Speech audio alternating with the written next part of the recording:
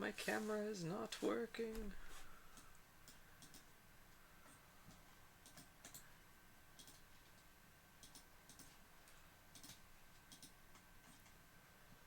Alright, let's figure this out. This one?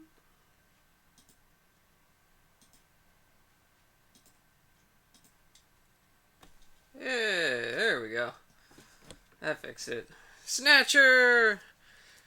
Hi, Joe. How you doing?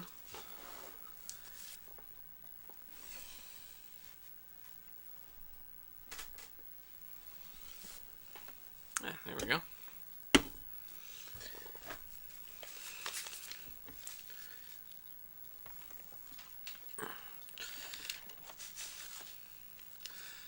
Your last hour at work. Well, it's almost over. Then you can go home.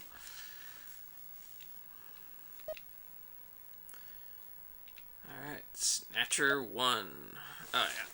Gotta adjust the gun again. Dreaming about going home. Oh, you're gonna get back in your Oculus? Go back in the world of virtual reality? Not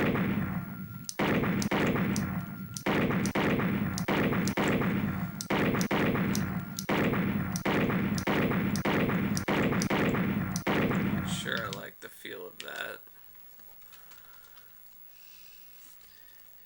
You're gonna play Resident Evil 4? That'll be cool. Yeah. The light gun? Yeah, the light gun's cool. I even have the other one. So, this is the two-player one. You have, you had to mail order to get this thing.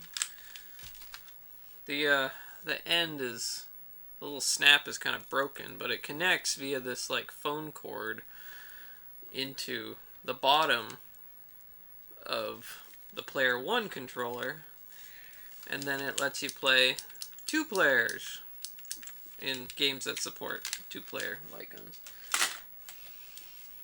But this game's just 1 player, so.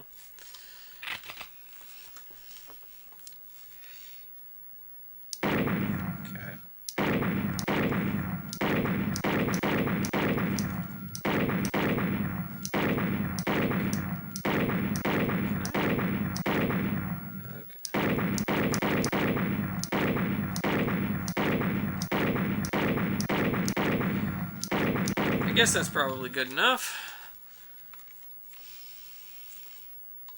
Cool.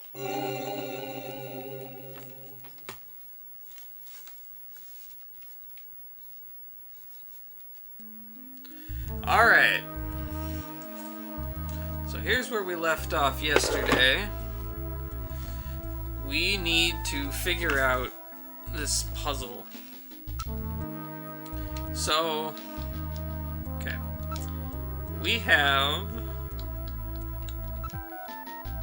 this patient record from the hospital. And it has Chinese characters on it. And these Chinese characters are the names of elements. Chemical symbols here. So we have beryllium, nitrogen, sulfur, oxygen, and nitrogen again. And I have to figure out what this means. Whose name is written here? Try inputting your guess another time. So we have to figure out, I think, a name by something to do with a code. Beryllium, nitrogen, sulfur, oxygen, nitrogen.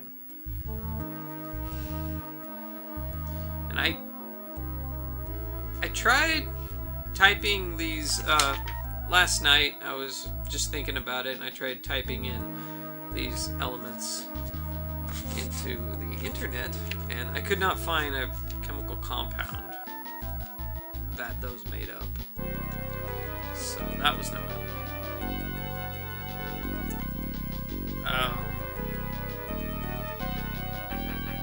But let's see. So I think the order actually matters because we have nitrogen as number 2 and number 5.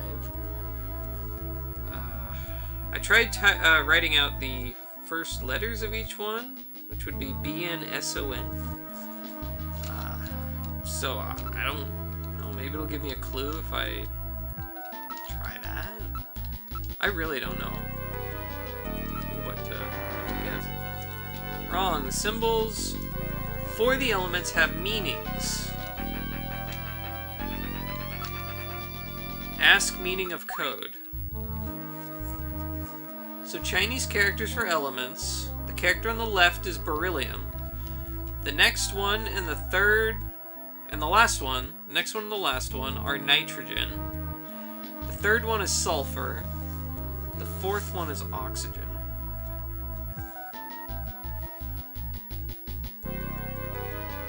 In the order they're written: beryllium, nitrogen, sulfur, oxygen, nitrogen.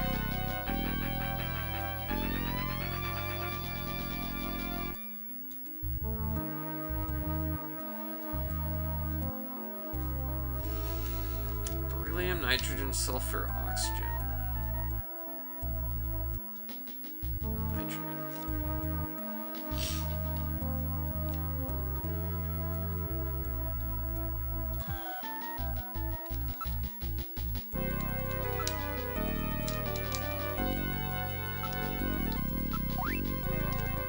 I wonder if there's a clue somewhere.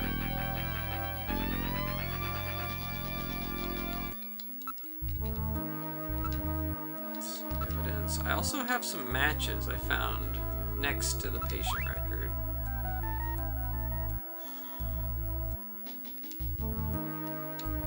Outer Heaven.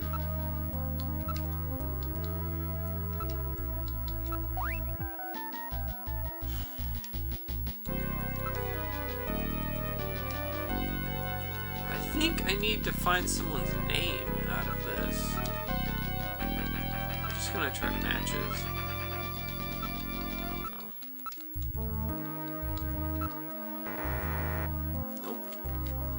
Symbols have meanings.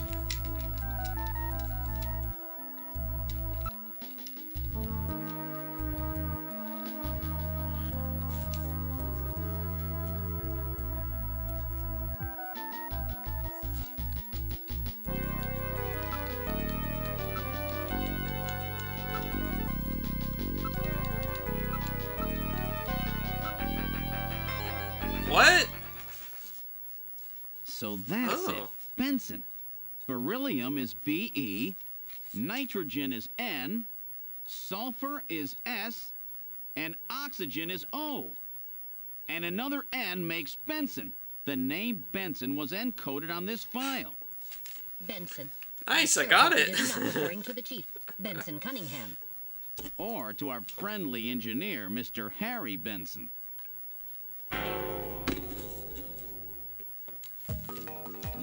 That couldn't be. No way. But the possibility, though remote, does exist. Metal, I want you to cut off all your data transmissions to headquarters now. Understood. Now disabling automatic transmission routines. Done. No further data transmissions to headquarters will be executed. My God. A snatcher in Junker headquarters? We've got to get there quick. Let's go, Metal. See you later, Junker. Today's little information tidbit is on me. Now take care, Gillian. Don't get yourself taken out by some snatcher. I think I'll lay low for a while. You know, after all, you are my main source of income. You be careful too, Napoleon. You get killed and you won't be able to sneeze anymore. What's that supposed to mean? See you, Napoleon. Metal, let's go. Let's go, Metal. Okay, that was actually a lot easier than I thought. You just write the first letters all in order and Benson. Not bad. Alright, Junker HQ. There might be a snatcher. Either Harry or the Chief.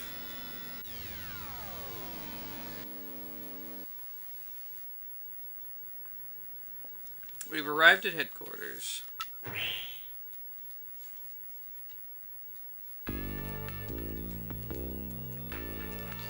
This is the reception area, okay. How's the investigation coming? Mika, the Chief, and Harry, the Chief and Harry are out right now, I think. Oh, really? Talk about the contents. I've broken the code that was on that patient record. It was the patient's name. In other words, I've uncovered a possible snatcher. What? Who? Oh my god! It's not someone I know, is it? I don't know their full name, but the name Benson was written on the file. In other words, Benson Cunningham, the Chief, or our friendly engineer, Harry Benson. So that's the situation. You be careful too, Mika. Can't believe it. I know you don't want to believe it, but we're dealing with snatchers. That's the way they operate. Ask about Harry. Harry's out right now. He seemed to be going after the Chief when he left. Said he had to check on something. Ask about Harry's condition. He's been a little restless lately. He seemed to be investigating something. Ask about Chief. The Chief is out right now. I don't know when he'll be back. Ask about the Chief's condition. The Chief has been really busy lately. He'll be attending the Kyoto Summit next month, and he's had a lot of meetings and stuff related to that. Okay.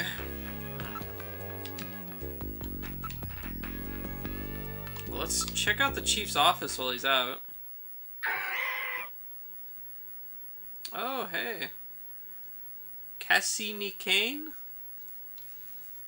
How are you doing? Thanks for the follow. This is the Chief's office. He's not in at the moment, so either the Chief or Harry is a snatcher. Let's look for evidence. We have to proceed with the investigation with the utmost care at this point. Let's start the search with this room here. You like the hive animation? Thanks. Look at his chair. It's the Chief's chair. The Chief's not in it, obviously.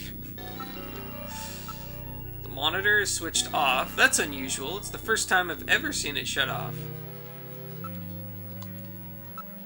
I'm not really sure, but it just appears to be a picture of a flower vase.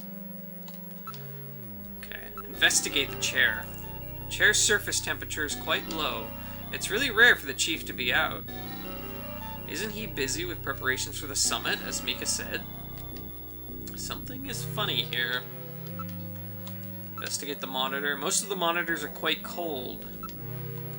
Investigate the picture.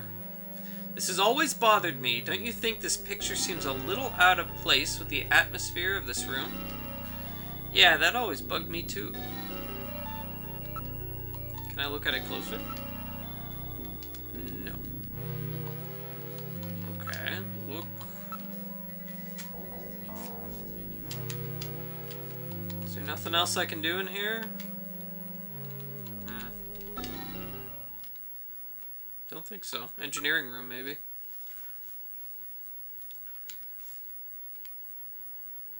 This is engineering. Harry's not in. Both of them are out.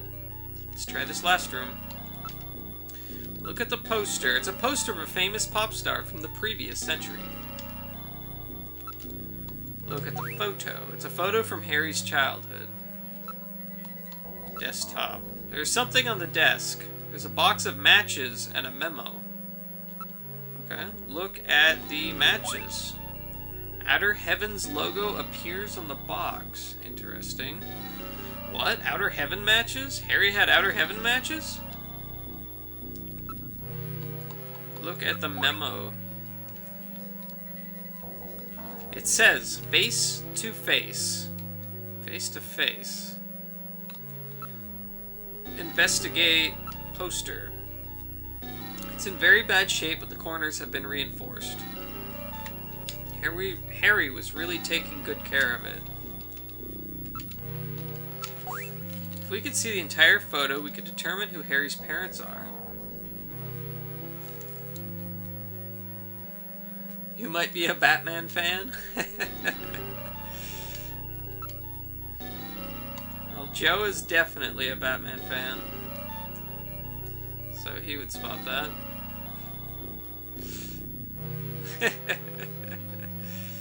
Let's investigate these matches. It's definitely a box of the matches that Outer Heaven gives away to its regular customers. Harry's the only one in headquarters who smokes. I can't believe that Harry might be a snatcher. But he had matches from Outer Heaven. No, I can't believe that Harry could be a snatcher. Let's hang on to these matches. That will not be necessary. They are identical to the ones we already have. I'm constantly recording everything that happens. It will be a burden on the investigation. Let's put them here. Investigate the memo. It's in Harry's handwriting. I wonder if it's some kind of message. This face-to-face thing has got to be the key. We have to search in areas that this brings to mind. It probably means either search for face-to-face or watch out for face-to-face or something like that. Hang on to this memo for me, Metal. Alright, I'll store this memo as evidence.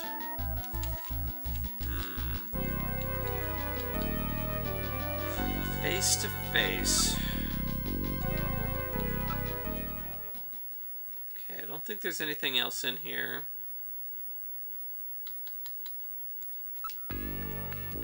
Could try out the shooting range again. Make sure my gun is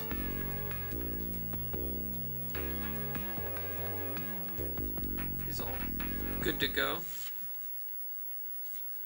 Intermediate level, okay.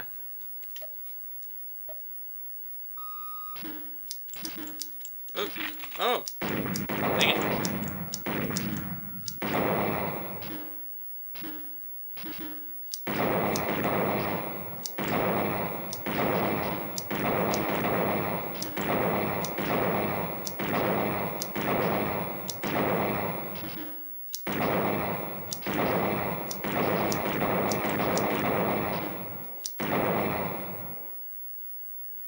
Not bad.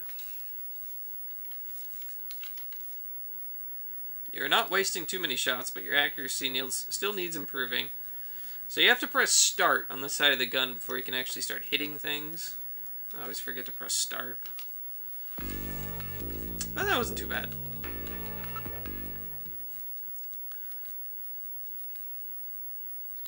Alright, let's see if Mika knows anything. Probably not, but... Face to face, I wonder if it means a kiss. Sorry, I'm sure that's not it. I wonder how Katrina's doing. Oh, okay. There's still more to investigate, it looks like. They won't let me leave yet. Okay, is there anything else I can find in the Chief's office? Chief is out at the moment, yeah. Monitor's off. Do you notice anything odd about this picture? Look, doesn't it look like a face to you? Does it? The picture of the vase?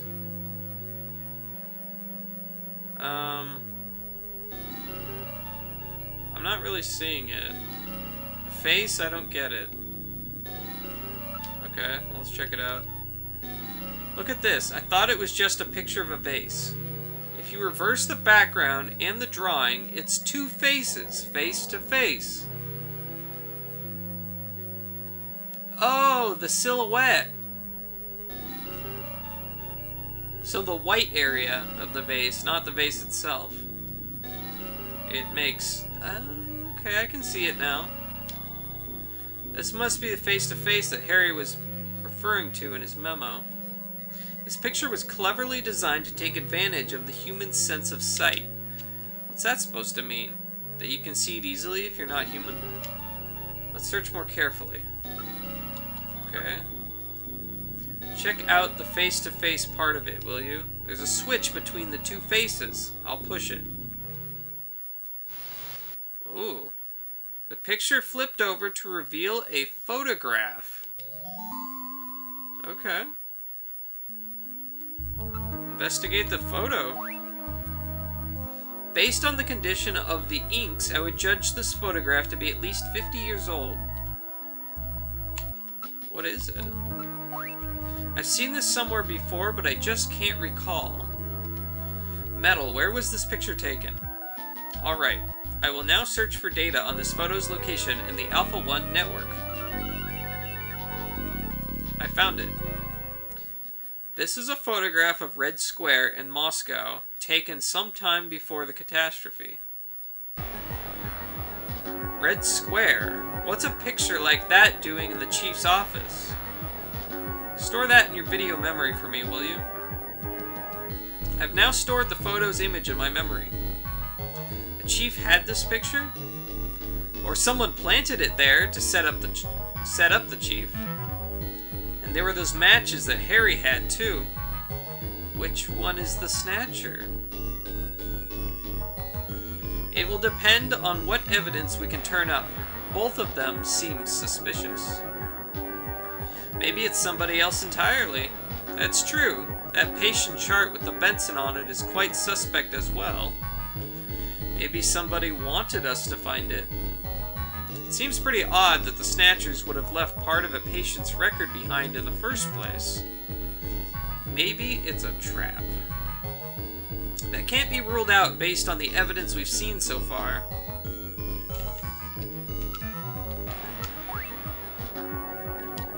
You think this is a little strange? What's that? If I was a Snatcher, I don't think I'd hide a picture in a place as out in the open as this. Well, that's true. So there must be some reason why the picture was here, even if it meant some risk. That is odd. Before that, let me put this photo of Red Square back where we found it. We can't let anyone know that we've learned the secret of this picture. Where would you like to go? Let's head back to the front. Ask Mika's opinion. Mika, what do you think? You, Harry the Chief, I really love and trust all of you. Ask about the Kyoto Summit. The Kyoto Summit? What's that? It's the annual summit of the leaders of the world's advanced countries. It will be taking place in Old Kyoto this year.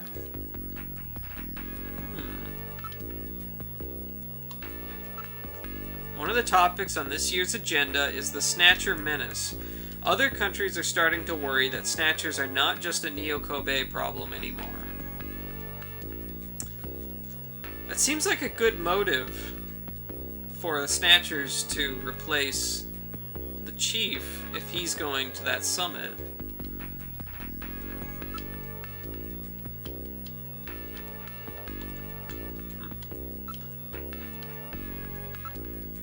Please be careful, Gillian. Gillian, I have a video phone call from Jamie.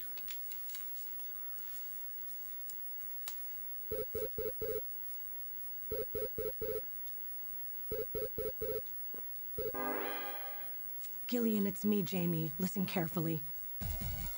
You know that Queen's Hospital? I found out that they undertook a major expansion project in 2035 to put in a basement. That's right, they have a basement. Basement construction is really unusual here in Neo-Kobe. That's why there were still records of it. But there's more. The director of that hospital, Shin Ho, has had his license suspended in the past for performing eugenics experiments at an illicit underground facility. Are you telling me Queens has underground treatment facilities? That has to be it, Gillian. Chin Ho is performing skin operations on Snatchers underground. And that means that Chin himself is also probably a Snatcher. Or rather, the real Chin, the original Chin, was snatched. So, that entire ground-level complex is just a front for the underground facilities.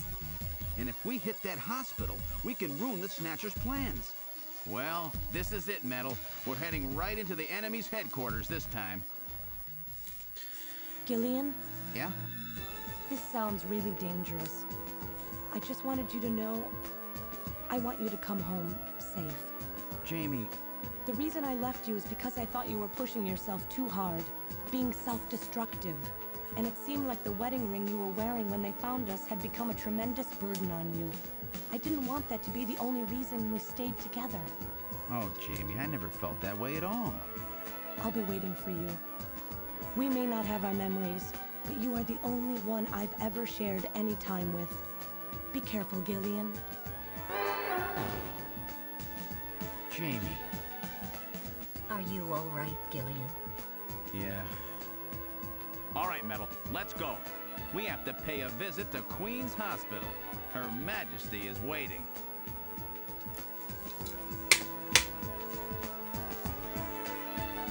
All right.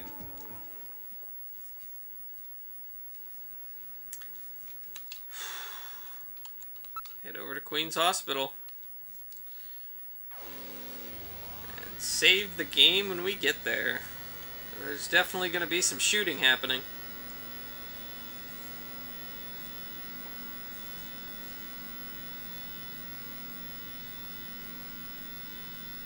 Just where do you think you're going?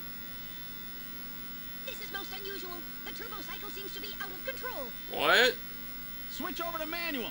I'll take over. Understood. I've switched to manual control. Jeez. Well, how is it? Whoa. What the? We've got no brakes. Metal, check the brake system out. Pronto. Sorry, Gillian. Looks like sabotage. No doubt the Snatcher's handiwork. Sabotage? But the only one who could work on the turbo cycle. Worry about that later. Gillian, we've got to do something quickly. Alright, pull the emergency lever. Pull that lever over there. Alright, here goes.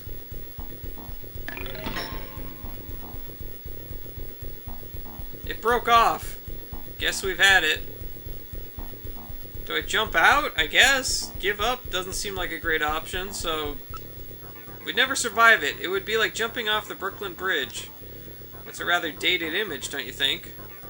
Alright, give up? What, are you giving up? Are there any other options? Oh no, Gillian has given up. Now we're truly doomed. Oh, shut up, will you? I'll think of something, probably. We've had it! There's nothing we can do! Don't give up so easy. There might be some way out of this yet. What in the world are you doing? Hit cliff, drive into sand pile, or press button. Drive into sand pile? Maybe? Alright, I'll try plowing this thing into the sand pile over there. Hang on tight.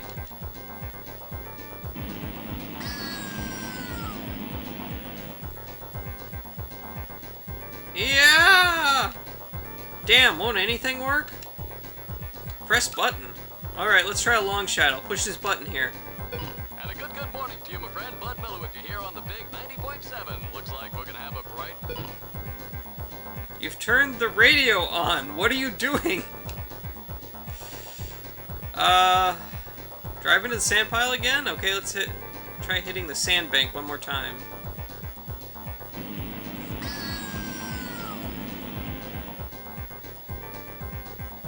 Hello, how's it going? We're trying not to die right now. Anything work? Hit cliff? Hit cliff doesn't seem like a great idea, but I've got it. We'll try side swiping the cliff. I don't really know what else to do.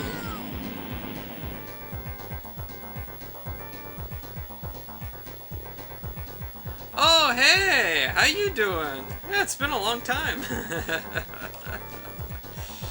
Cool. It's good to see you again. We're finished! It's been nice knowing you, Gillian. Shut up, there must be something. It's hopeless. We're moving at over 200 kilometers per hour. There's no way we can survive. I'm doing pretty good, just playing some Snatcher. Hopefully finish the game today. This game's been pretty fun. Speed keeps increasing. Drive into the sand pile again? Let's try hitting the sandbank one more time. Come on, baby!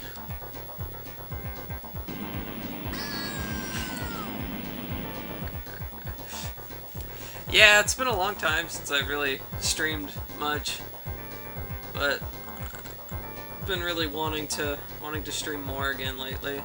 There's a lot of old games that I want to play, and I figured it would be a good chance to stream and play them. Okay, I have no idea what to do. Jump out? That won't work. Okay. We're gonna die. We're gonna die! We've had it. Oh dear lord. Hit cliff again? Old games are best. Alright, into the cliff one more time.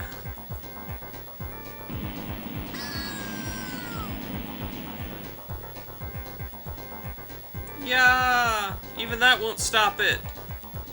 Press the button again? Alright, I'll try another button. Oh no, that was the switch for the afterburner!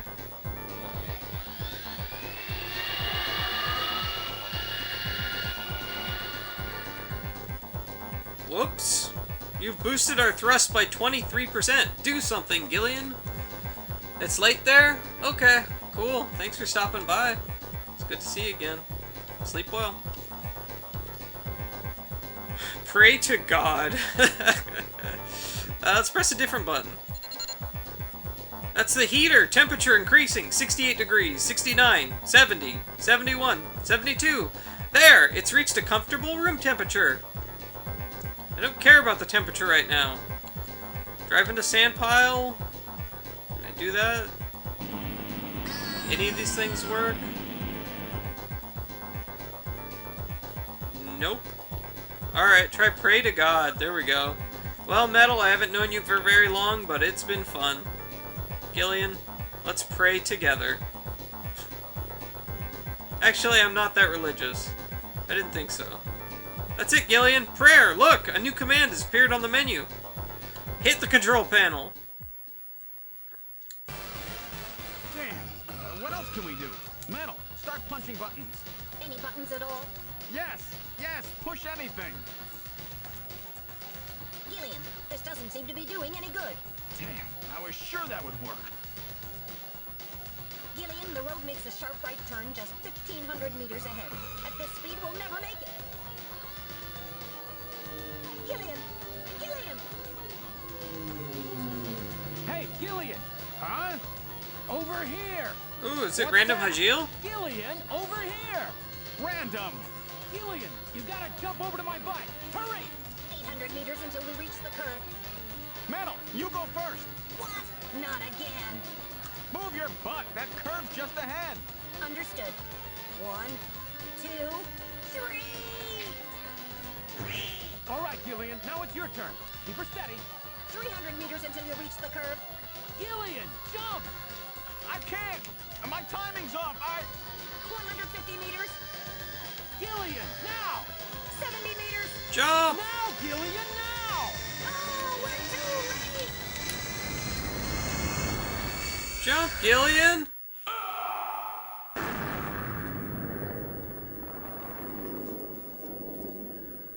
Whew. Gillian! I guess he didn't make it. Don't bury me so fast. I'm right here. Don't you even know how to ride a motorcycle?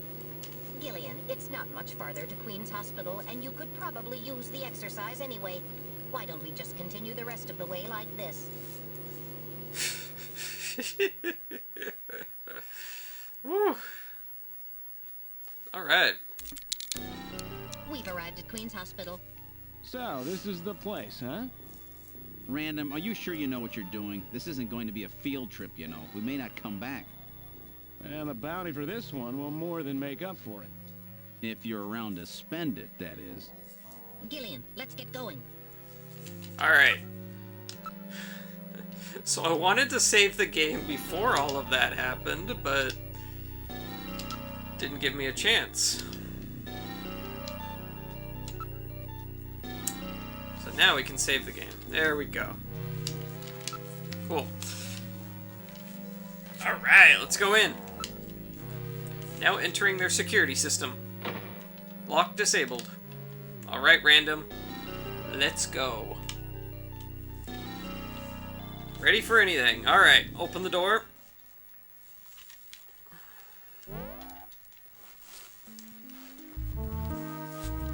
Inside the hospital, it's really quiet. There has to be an entrance to the lower level in here somewhere. Okay. Investigate the reception desk. There's switches. Door 3 seemed the most suspicious before.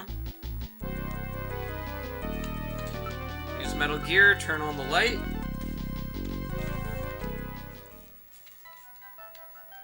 The light's now on. Yep.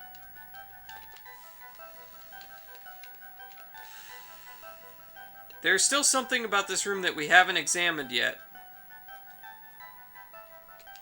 Hurry up and check it out. Hey, it's a vase! I wonder if that has anything to do with face-to-face. Look. I bet there's a switch in the vase. Face-to-face, doesn't this look like the picture that's on the wall in the chief's office? Yeah. That's a famous optical illusion, isn't it? I get it. Their eyes don't register optical illusions. We'd better check that out. It's not something a human would notice easily. It could be a sign or some kind. Of some kind. I bet this vase is some kind of a switch. Alright, I will try lifting it up. Hehehe. The desk slid to one side, revealing a stairway leading down. This apparently leads down to a lower level. It looks like Jamie was right.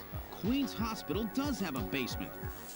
And that basement is the Snatcher's main lair. Out of the frying pan and into the fire, as they say. Well, what do we do now, Gillian? Peep.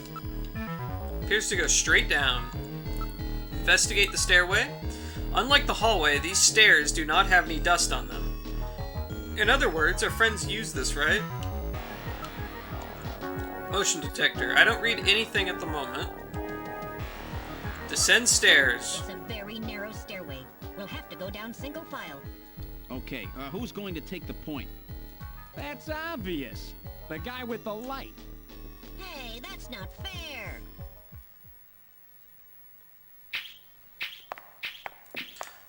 Footsteps.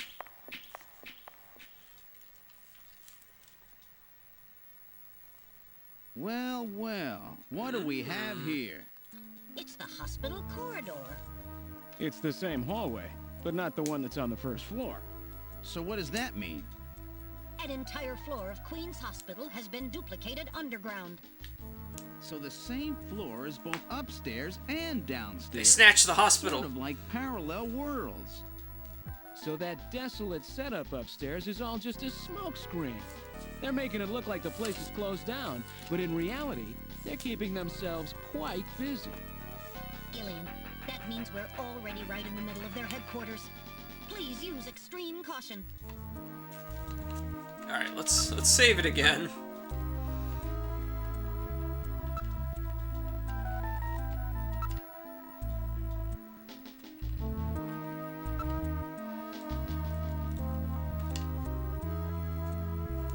Let's look around the room.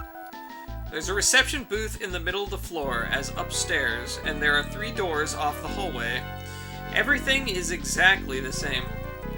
It's like we've jumped through time or something. Look at the floor. It's been polished quite meticulously, nothing like upstairs at all. I see. It was a linoleum floor, huh? Look at the reception desk. These monitors and control consoles also appear well cared for. In other words, this stuff gets looked at regularly. We'd better be real careful. Look at the doors. Okay, the doors are closed. Let's investigate the area. I'm not reading any movement. We are the only ones in the area. Investigate the floor. It's waxed rather nicely. I just can't imagine a bunch of snatchers crawling around waxing floors. They seem to like things tidy, don't they? It's obviously used differently from the floor above. Investigate the reception desk. There are switches here to open the doors. Alright. Unlike the first floor, there are only 2 door switches. You never know where they could be hiding. Let's keep conversations to an absolute minimum. Okay. Use switches. Let's do switch number 2. Let's go in. Door number 2.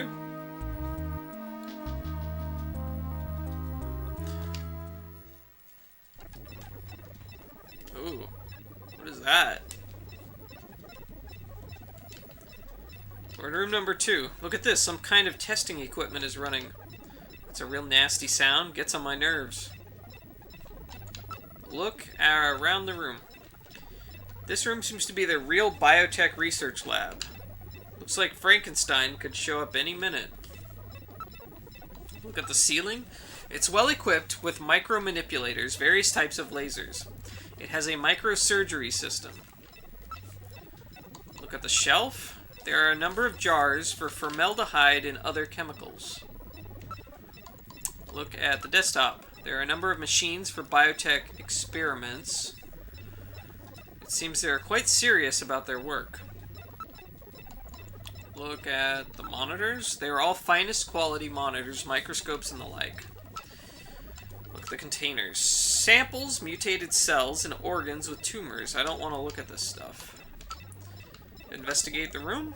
The room is illuminated with red light. It makes for a very disquieting atmosphere.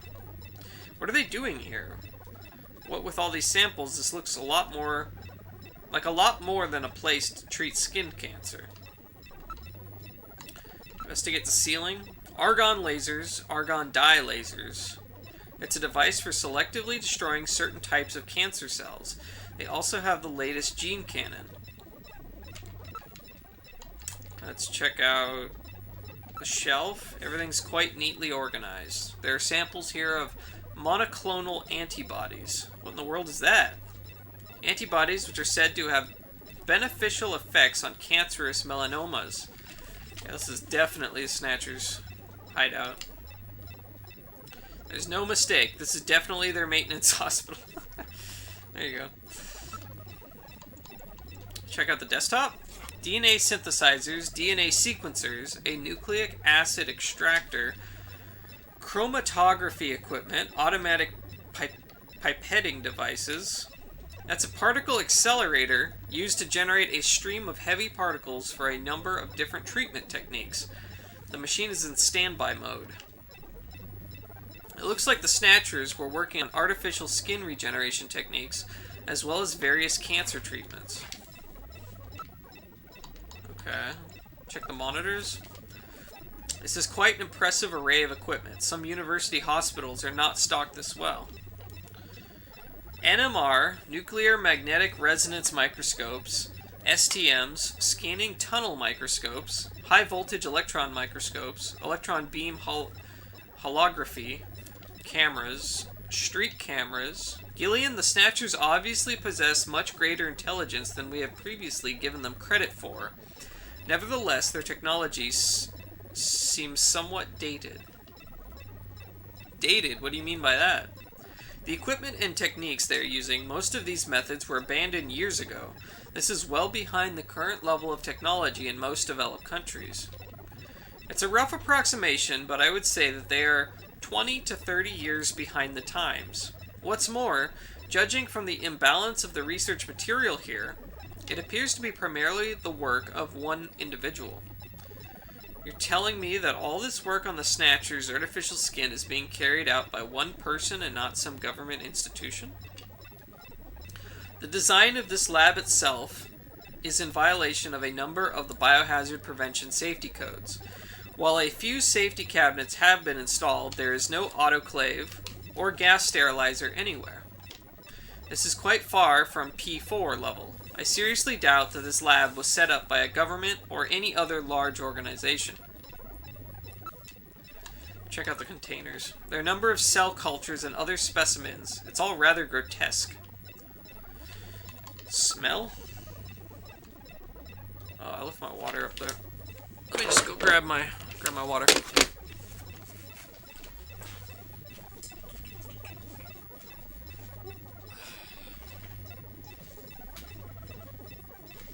Yeah, there we go.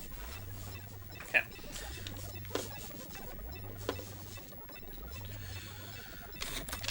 Woo! What a smell! Ugh, smells lot rotting fish or something. I think that is an error. That's the smell of decomposing protein. So that's the smell of cancerous skin cells, like Gibson wrote about, eh? So is this their lab? They misspelled there. Okay. These samples here are probably failed attempts at their new skin, I suppose. Okay. Well, let's check out room number 1, I guess. Let's get out of here.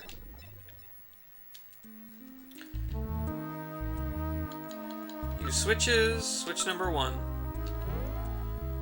Door number 1 open. Let's give it another save.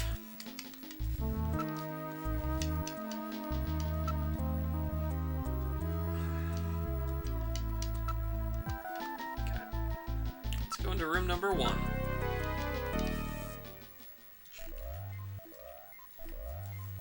We're in room number 1. The lights are on, unlike upstairs. Okay, look around the room. There's an operating table in the middle of the room. This appears to be their real treatment area. With these lights, it actually looks like a real hospital. Look at the ceiling. Various X-ray devices have been installed in the ceiling. Look at the monitors. A number of brand new medical monitors are installed. Look at the operating table. It appears to be a standard operating table. Cables run from it to a number of the machines around the room. Okay. Let's investigate around the room. There is nothing of note besides the medical equipment. It's a pretty big place. Can't really see everything at once. Let's take a look from one side to the other. Ceiling. Besides the standard X and gamma rays, they can also project neutron and proton particle beams with this equipment. I would suspect that it is used in cancer treatment. You gotta head home? Okay. Thank you. Thanks for watching. I'll see you later.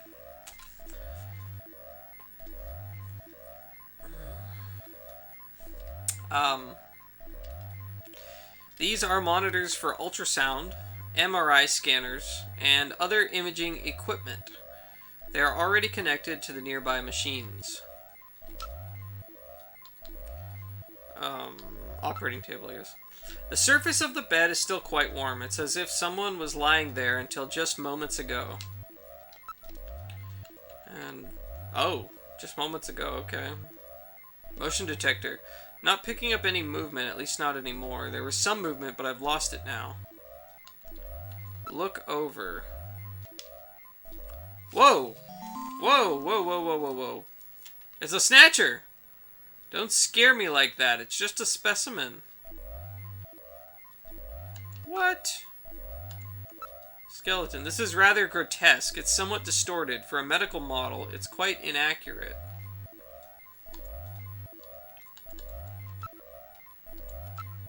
It's a model of a human skeleton, no doubt used for anatomical study.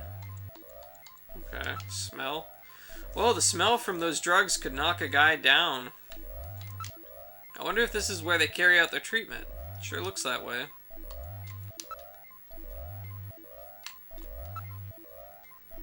This is odd. The reading comes and goes. Probably a sensor malfunction on my part.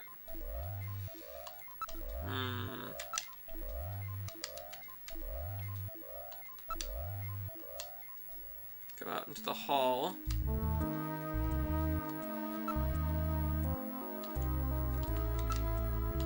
at door number 3. It says morgue. Morgue, as in where dead bodies are kept? Huh. Investigate the desk. The design of the reception booth is the same as that of upstairs. Quiet, Gillian. They will hear us if we make too much noise.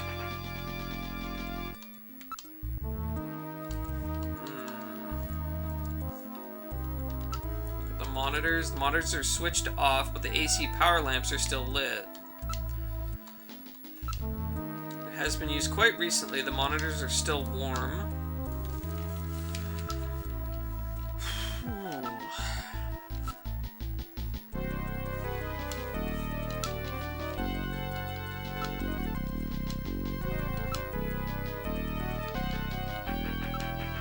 There are only 2 buttons here. I wonder how one can get the 3rd door open. It must be some kind of trick or something. I mean, there's only 2 buttons.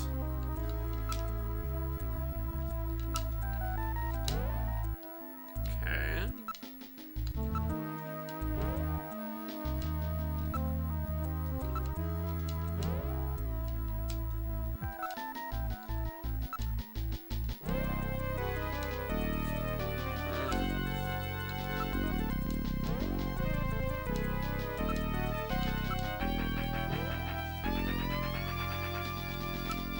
Interesting. Let's check out this floor a little bit more, okay. 2 switches here, so they work the doors just like upstairs, yeah.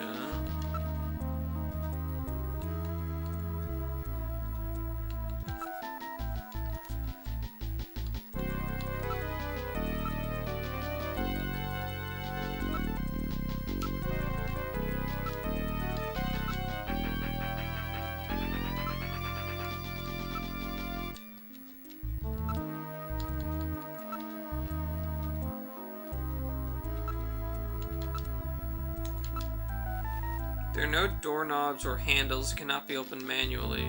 Okay.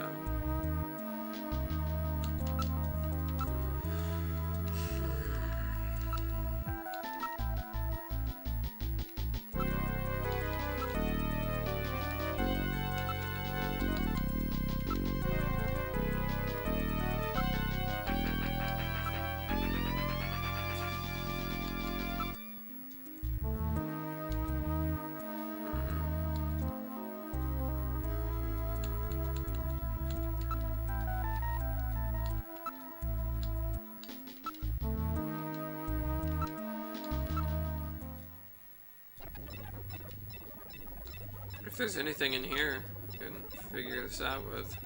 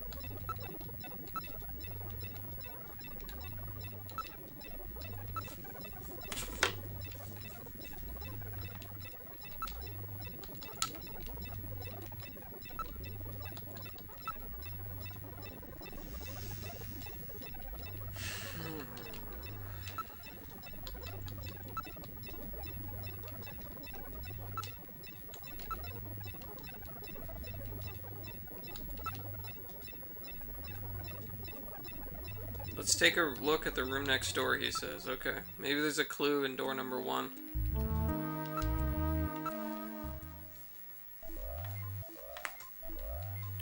Okay. Let's look thoroughly. Ceiling. No. Monitors. Look at the operating table. The skeleton? No. Investigate. Nothing of note.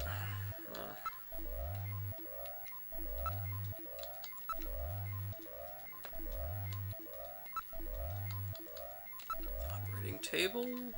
Someone was lying there until just moments ago. Operating table. Oh. Right. Motion detector.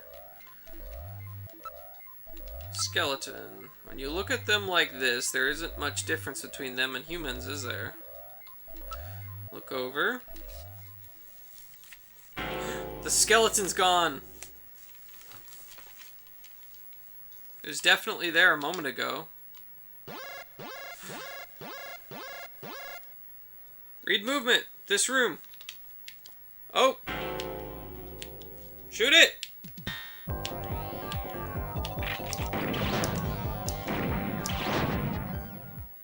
Did I get it?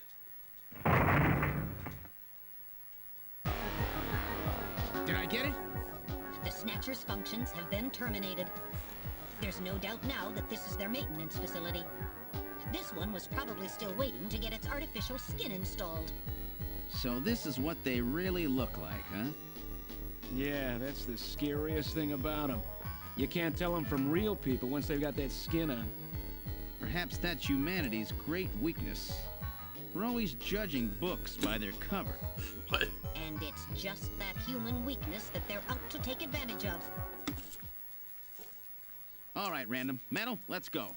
The HQ's junk squad can take care of him later. We've got an investigation to do. Oh no, it's back up!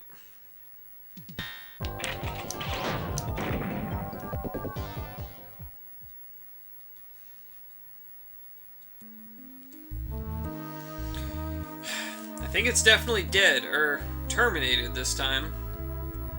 Yes, all its functions have ceased. I don't read any residual energy either. You hit, Gillian. Yeah, but just once, don't worry. I was quite a tough customer. You get a few hundred of those together, and that would be it. Gillian, let's get on with the investigation.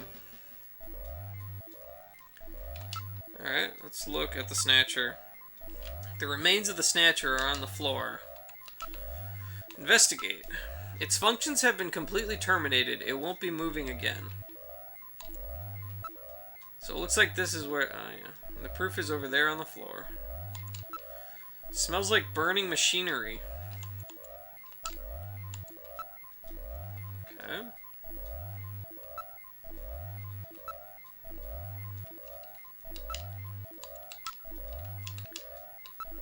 Is there anything else? I'm no longer reading movement. There's nothing around at the moment.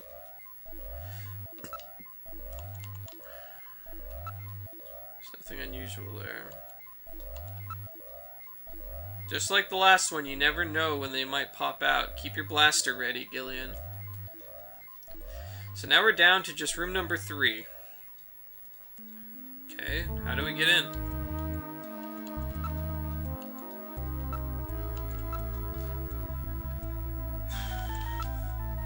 If there was one in the operating room, there are bound to be others. Could be hiding anywhere. For supposed hideout, there aren't very many of them.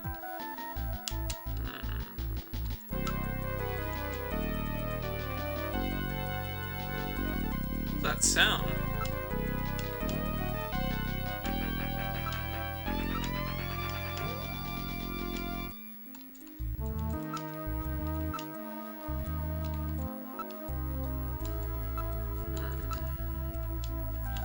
How do we get door number 3 open? Only 2 buttons here. Maybe it can be open using those 2 buttons. How? 1 and 2 at the same time. Oh, maybe. Alright, let's try pushing both buttons simultaneously. The 2 buttons are on opposite panels, so there's no way one person can push them both alone. But if 2 of us work together, it might do it. That's it, Gillian. It makes perfect sense. It's the same system they used to use in nuclear missile silos in the late 20th century. Eliminates the risk of one man going nuts and acting alone. Well, it's hard to be sure, but let's give it a try anyway. I've got button 1. Random, you push number 2. You ready? On 3. 1, 2, 3. Come on! Yeah. You did it! Door number 3 opened. With safety measures like that, they must have had a good reason for wanting to keep it closed.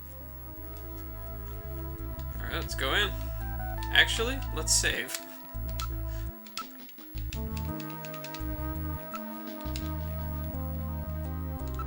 Yeah. Alright, now let's go in. Are you ready, Random? Let's have a look at the last room.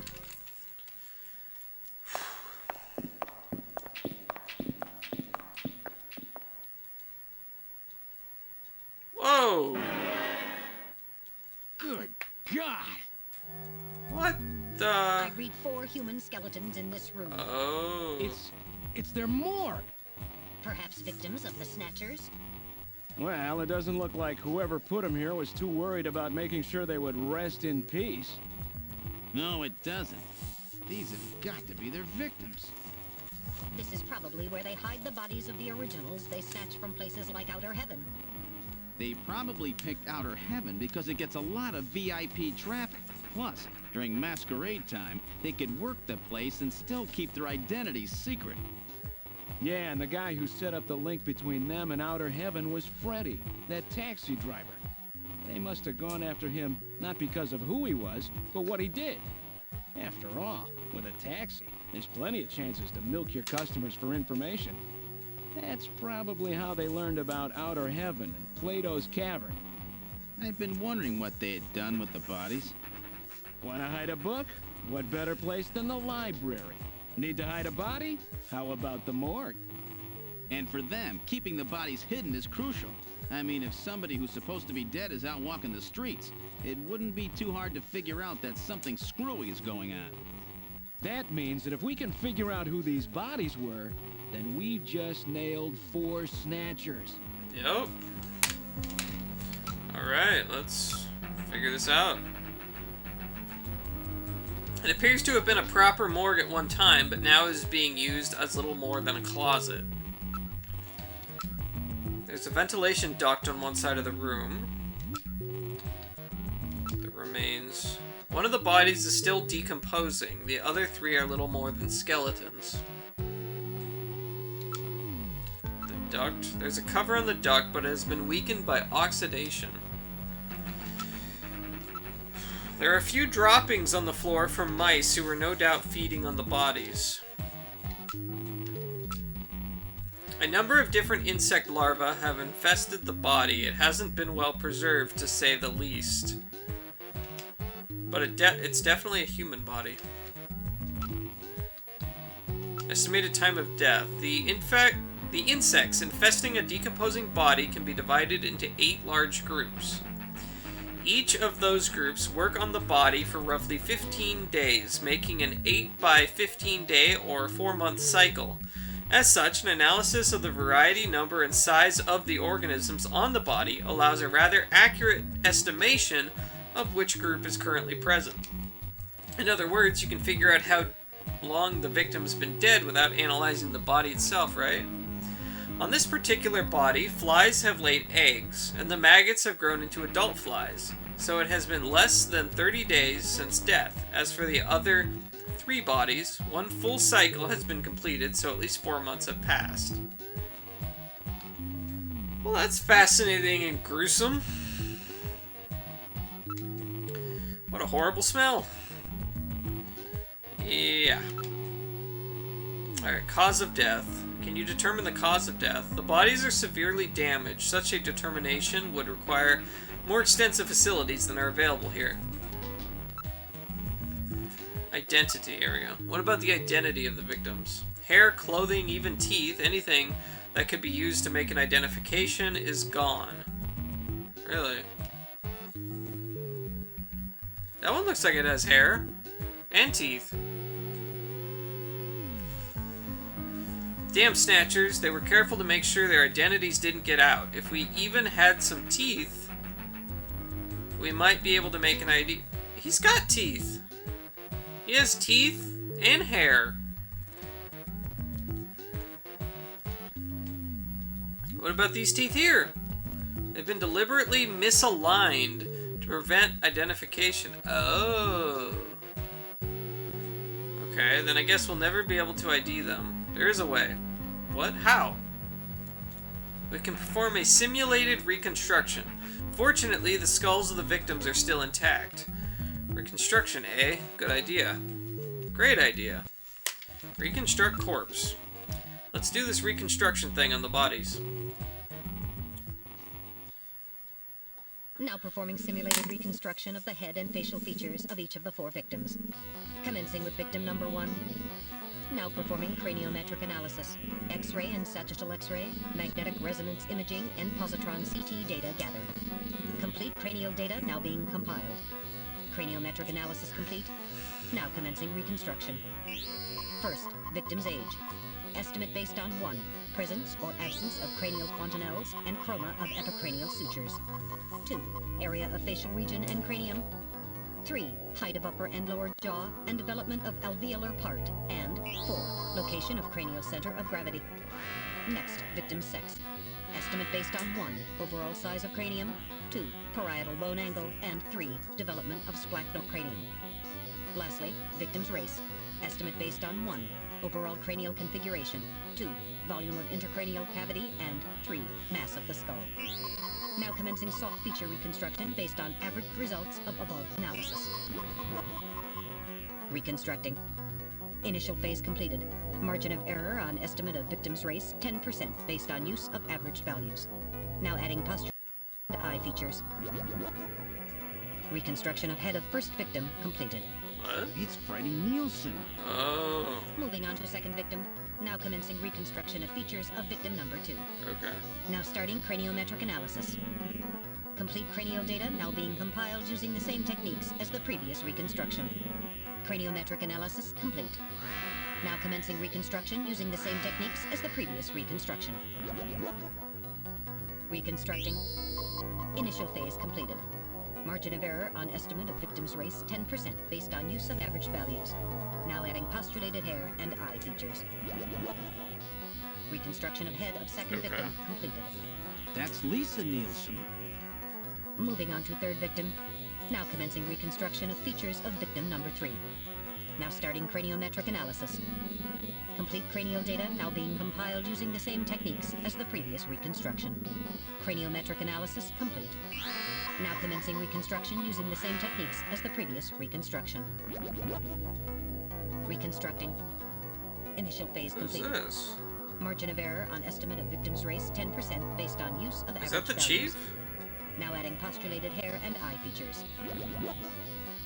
Reconstruction of head of third victim completed. Who in the world is that?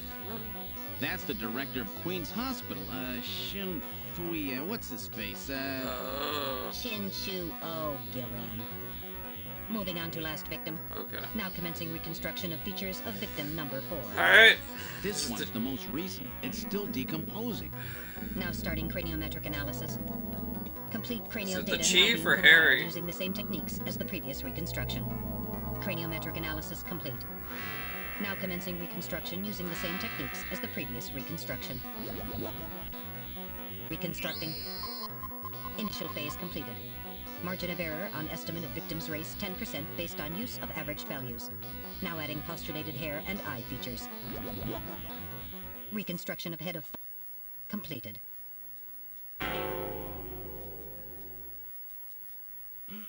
It's the chief! It is the chief. What? The chief is a snatcher. The Benson on the scrap of that patient record was Benson Cunningham. Judging from the condition of the body, I would estimate that the snatching took place approximately 1 month ago. So it was the chief who sabotaged our turbo cycle. And those matches we found in Harry's room, the chief must have put them there to try to set him up. No doubt Harry figured it out and decided to leave that face-to-face message. Wait a minute. Didn't Mika say that Harry had left to go find the chief? That's right. He was probably trying to track down some evidence on the chief. Gillian, I'd say that this Harry has put himself in a pretty dangerous spot. If it was the chief that s- the turbo cycle, doesn't that mean that he already knows we're onto him? Damn! Harry and Mika are in danger! That's far enough, Junker. Oh. Your little investigation is over. Is that the chief, or is that the Chinese guy? It's them! Who? Snatchers? Get them! Oh, God. Can I do anything? Oh, no. My arm! I can't reach my blaster! I'm hit in the leg. Is that the best you can do, Junker? Who's there? Jin Shuo, you scum! It seems you still have some fight left in you. You two finished, but our plans move forward. We are now entering Phase 2. And when we do, not only this city, but the entire world will be ours to command. Phase 2? What are you talking about? As you know, our operations have been hindered up to now by the flaws in our artificial skin. The skin's shortcomings have kept us away from ultraviolet rays, forcing us to do our work at night, underground, or in the winter. In the end, we had to construct a hospital like this, all because of the flaws in our artificial skin. This was the only difference between us and you humans. But now we have broken this barrier. Huh? We are on the verge of developing a perfect artificial skin, thanks to the cooperation of a new partner in our plan. Perfect artificial skin? A new partner? Once we have the new skin, nothing will be able to stop us. And with that, our plan moves to Phase 2. Our little experiment in this city will end, and we'll move in force to the world. Don't be so sure. You won't get out of the city that easy. You humans are always so overconfident, so naive. What are you talking about? I'm sure you're aware that the Kyoto Summit, being held to decide how to handle the Snatcher problem, opens tomorrow. Metal, is that right? Yes. Countries around the world are concerned about the Snatcher problem. It will be one of the main topics discussed at this year's summit. That's right. Tomorrow, we attack the summit. You must be crazy. The security there will be incredible. You won't even get close. Must I explain everything to you, Junker? Aren't you even aware that a fellow Junker will be giving a special presentation at the summit? The Chief! Cunningham! So that's why you snatched him. We've known that your chief would be speaking at the summit for over 3 months now. Gillian, the summit is tomorrow. We have to hurry. Listen, we have your chief. You Junkers are at our mercy, and so is this city. And tomorrow, we move on the world. Nothing can stop us now. We will finally achieve our long-awaited goal of global domination. Who is this we you keep talking about? We are an evolved life form, given life in the depths of the Kremlin by our creator, Modnar. We are a new race. Modnar? Modnar? The Kremlin? Those names are familiar, but... Our goal is to snatch all of the world's leaders, and then achieve total control of human thought and worldwide racial unification. You're insane. Humanity won't be so easily dominated. You underestimate the strength of the human spirit. I think not. In the same way as the Nazis, our strategy begins with the overpowering of the spirit of the people. We will strike at you humans' weakest point, the most primitive part of your psychological makeup, your suspiciousness and fear. By provoking suspicion and mistrust throughout the populace, we will destroy that fragile fabric which holds your society together, that of trust. Fear is you humans' weak point. It is the primitive part of your brains that binds you forever to your animal ancestors and makes you vulnerable. By stimulating that part of your atavistic instincts, our plan can succeed magnificently. Gillian, at this rate, they'll kill us all. You've got to get out alive. You're a junker. Just what have you have in mind? I've got a big fireworks show ready for them. Better that than get snatched. What? You're gonna blow yourself up? No, we're better off fighting. Hey, it won't work. I'm hit in the thigh. Ow, oh, damn. A bounty hunter can't do anything with a leg wound like this. I might as well have been shot in the head. Well, there must be some way out of here. Hey, I wasn't doing this job just for fun. I stayed ready for situations like this. I've always been prepared to go out with a bang. It's December. A little late for fireworks. So it'll be an off-season show. No, I can't let you.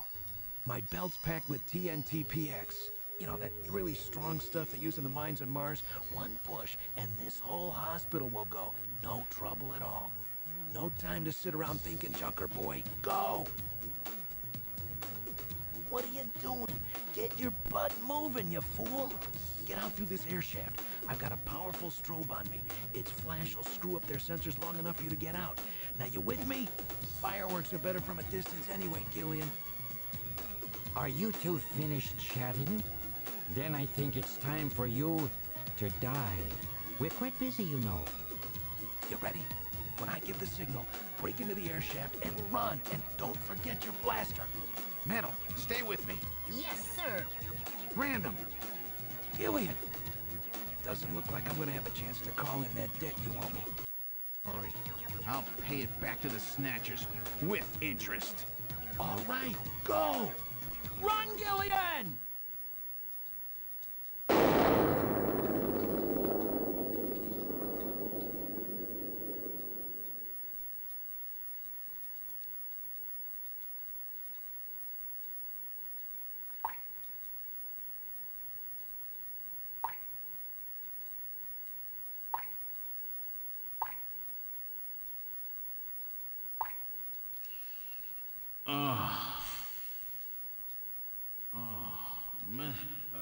Metal, are you okay?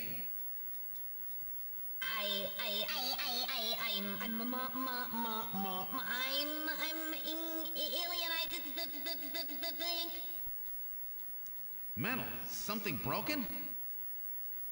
Okay, but it appears that language circuits have been damaged somewhat. What happened? Random blew himself up after getting us into this air shaft. Random. Gillian, that explosion should have taken all of Queen's Hospital with it. The thick walls of this duct must have shielded us from enough of the blast. If it wasn't for Random, we wouldn't have made it. Oh, Random. Gillian, we have no time for grief now. We must get back to Junker headquarters as quickly as possible. Harry and Mika are in danger. You're right. And I have to keep my promise to Random. But first, we have to figure out how to get out of here. I can't see a thing. What should we do? Let's save. Save 2, I guess.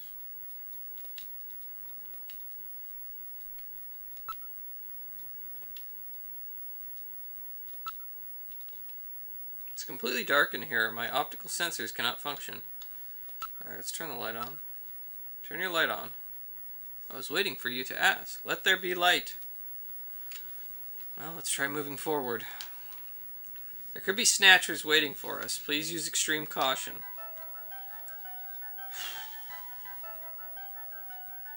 How far does this thing go? Gillian, are you sure that this thing has an exit? There's some kind of scratches here. Scratches? Check them out. My light isn't powerful enough. It appears to continue on. It's constructed quite well. There are signs that construction to reinforce it has been carried out. Investigate the scratches. The scratch was caused by the scraping of a very hard, claw-like object of some kind. A snatcher? Maybe they were using this as some kind of shortcut or back route. Investigate motion detector. Are you picking up any movement? I'm afraid the shock of that explosion has damaged my motion detector. So is it working or not? I'm getting partial readings, but they are not as sensitive as they should be. If we get attacked in a narrow area like this, we've had it. Please pray for us, Gillian. We've got to make it out of here. Damn, so I have to depend on my own eyes and ears, do I? Listen, I can hear the sounds of water flowing. Then we must be close to a way out of this thing. Can't go back. The way is blocked by debris. We can probably keep moving forward, but it's likely to be a dead end. Buried alive, eh? Great. Check real careful. There's gotta be a way out somewhere. Both the right and left side walls of the duct have scratches on them as if something hard had bumped into them. It's from the snatchers when they move through this duct, I bet. I don't know why the audio keeps going out for just a second every now and then. I haven't changed anything. It looks like it continues for some distance. I can hear water. It can't be a dead end. Reinforcing bars formed of level 4 hardness steel alloy have been installed. It's quite strong. And that's what saved us. I guess we should thank them, eh? It seems that this is not just a simple air duct. What's this? There's some sand spilled here. How did this get here? Alright, now analyzing the sand. Iron particles, high quantities of phosphorus. This type of sand is particular to the M district in Neo-Kobe. The M district, eh? Around the old factory, right? What's that mean?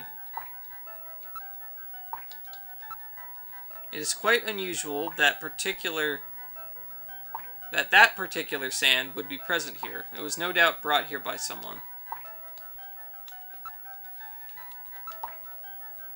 It appears that a snatcher was dragged through here. A human body would not cause such marks. Maybe that naked snatcher we saw in the operating room? That's probably correct. An endostructure before the artificial skin was installed seems most likely. I'm not reading anything at the moment.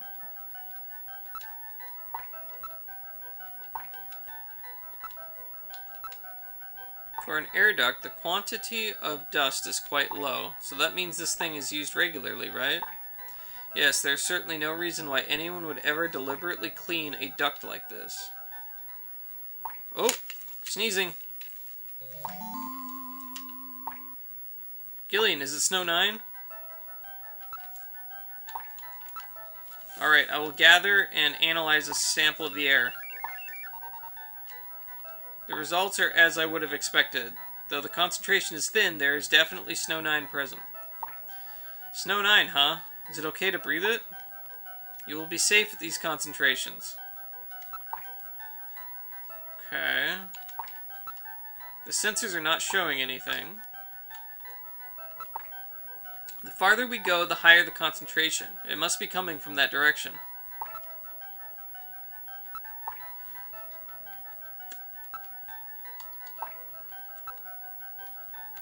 Okay. There's probably a sewer or something nearby. Can I move? No. Both the right and left side walls of the duct have scratches on them as if something hard bumped into them. Nope, nope, nope. My light isn't powerful enough? Okay.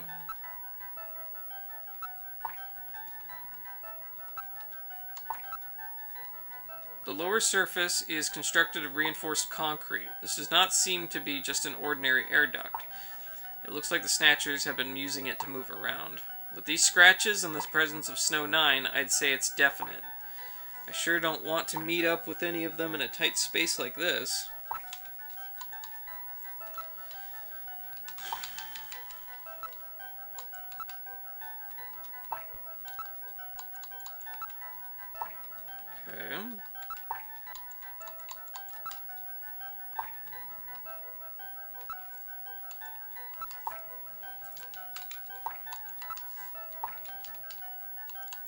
Oh, advance. Here we go. Alright, continuing forward.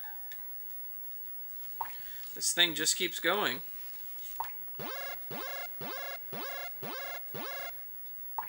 Insectors!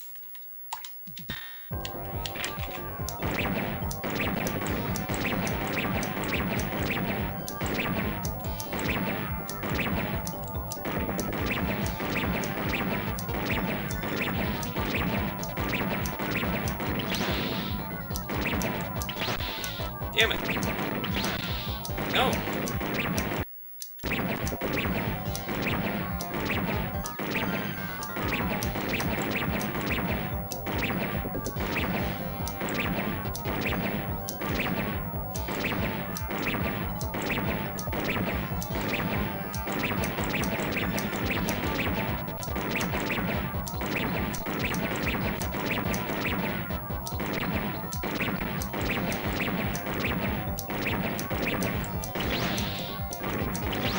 No! Oh, jeez.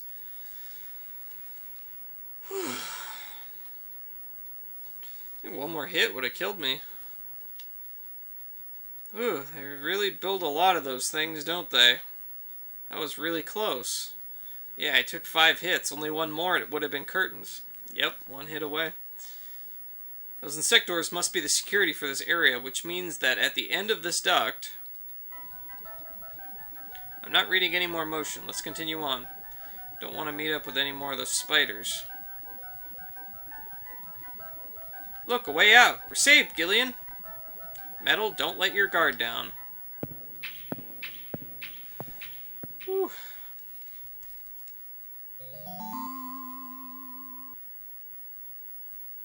What in the world? This is part of the tube liner, the city's long-abandoned subway system. You mean Queen's Hospital and this were connected? Yes, it would appear that the Snatchers were using this to move from place to place. This would provide them with the perfect way to move about while the ultraviolet rays they hate so much. We should have realized this sooner. The city is crisscrossed by the tube liner's old lines, and since they are abandoned, the Snatchers could move undetected as well. Aha!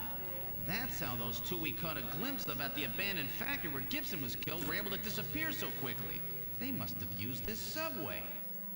That would appear to be correct. The tube liner passes underneath that factory site as well. That would also explain why sand from the factory was in the air duct at the hospital. So this is the trick they were using to stay out of the sun and avoid being seen while they moved around. Now we know why it took so long to uncover them. All right, let's follow the subway. We should be able to get out when we get to the nearest station.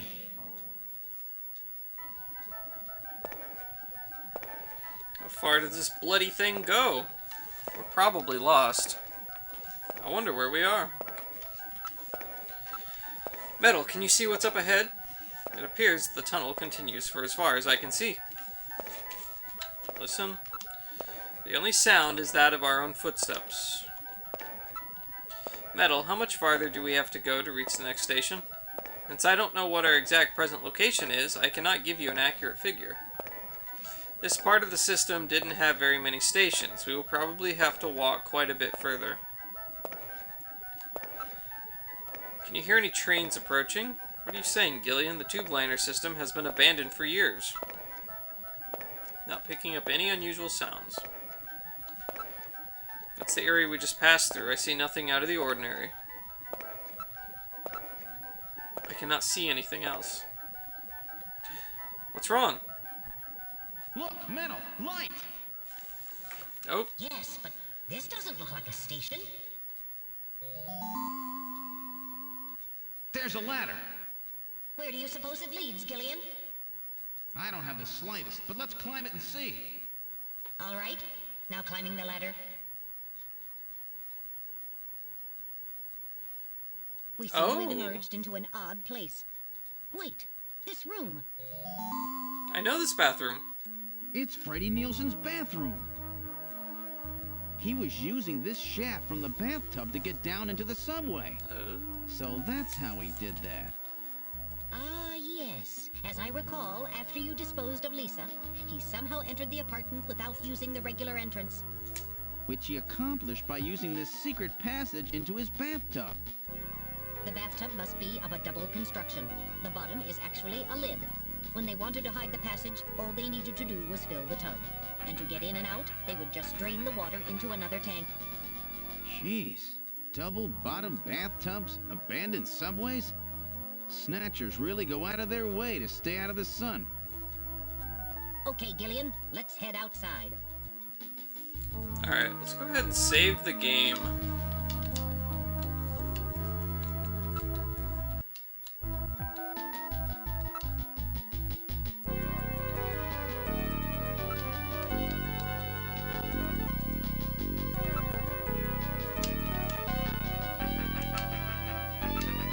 Looks like the junk team has already taken care of Freddy's remains.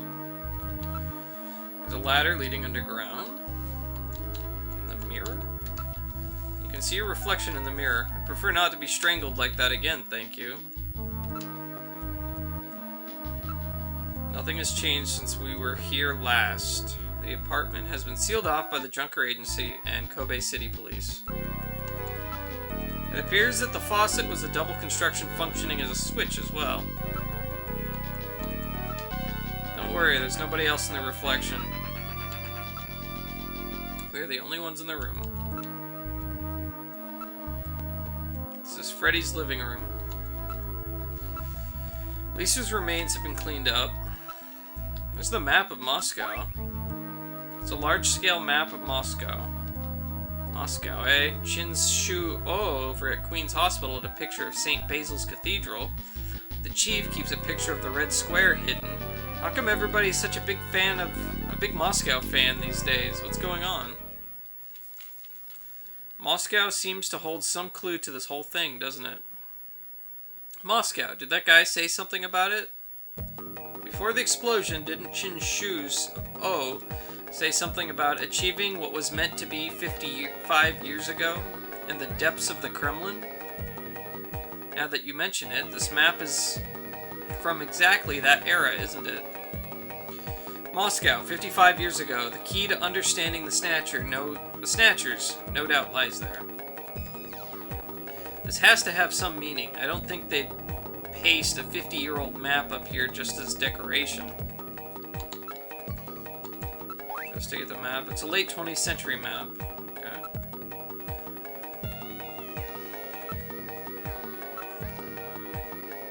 We're the only ones in the room.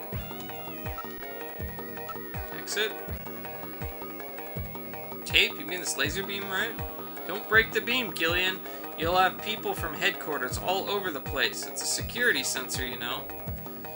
I see. Gotta make sure nobody messes with the evidence after all. Yeah. Geez, I feel like I'm breaking into the place or something. We're outside of Nielsen's apartment. Now let's get back to headquarters. How? Our car's gone. This is the building that the Nielsens were living in. Since the incident the other day, the other occupants have all moved out. There's a taxi over there. Alright. Sealed off to prevent snatchers from spreading. The building is no longer inhabited. Quite a ways from Queen's Hospital. It's very quiet here. The cab is for hire. Shall we board it? Yeah, I guess.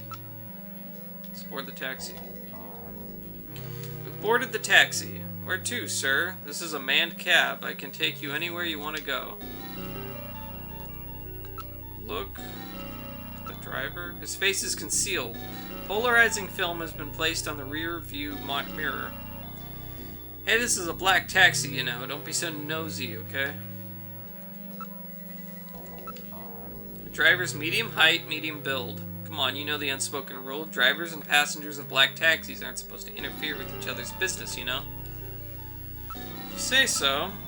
Driver's identification is not posted on the dashboard. The car has been modified to operate on manual only. Okay. Alright. We're on urgent business. Get us to Junker headquarters as quickly as you can. Junker headquarters, eh? What would you want to go there for? Something going down? I hope this guy's not a Snatcher.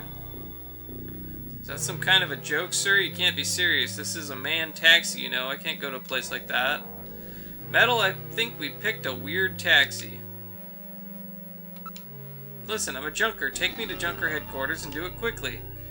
I'm afraid not. You're going somewhere else. You want to know where that is? Where? Straight to hell!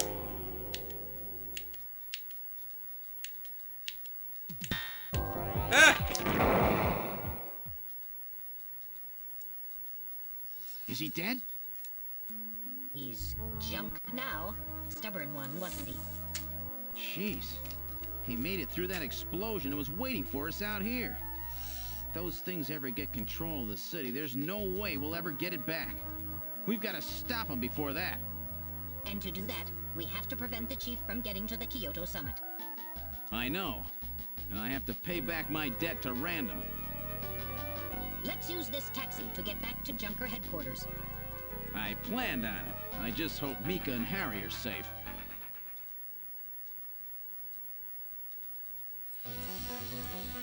Okay, we've arrived at Junker headquarters. They certainly hope Mika and Harry are safe. Alright, Metal. This is it. The final showdown. Are you ready? Let's go. Now entering headquarters. Oh. The shield is down. Looks like there's some dents and scratches in it. And they blasted the front door. Oh, jeez. The shutter on the reception booth is closed. Okay, let's save it.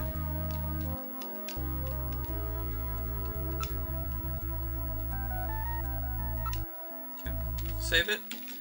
I'm gonna run to the bathroom real quick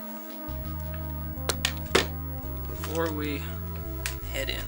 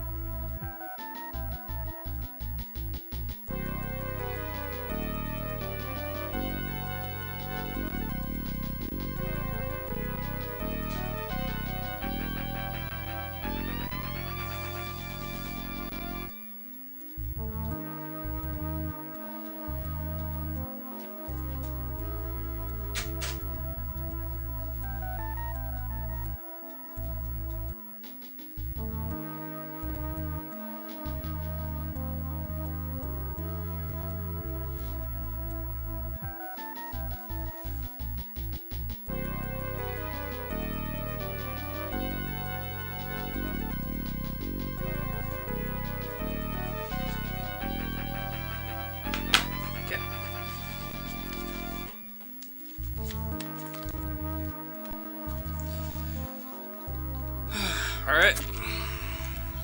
Would you like to continue? Yes. Alright.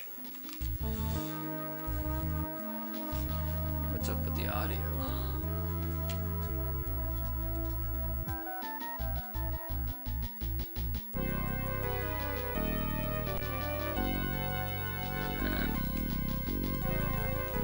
Alright. Let's look around here. It appears that something attacked this place. The shutter on the reception booth is closed. Where did Mika go? This is the protective shutter for the reception booth. It is automatically lowered in times of danger. The emergency light is flashing on the door check panel, so headquarters has been put on emergency status. There are a few holes in the shield, no doubt caused by blaster or cannon fire. Cannon? Then it's Snatchers who did this. The surface of the shutter shows evidence of having been struck by fire from an energy weapon. Whoa, what? I read motion. Something is in the booth. Is it Mika?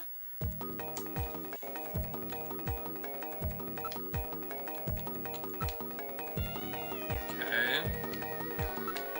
Investigate. Gillian, we have to open this somehow.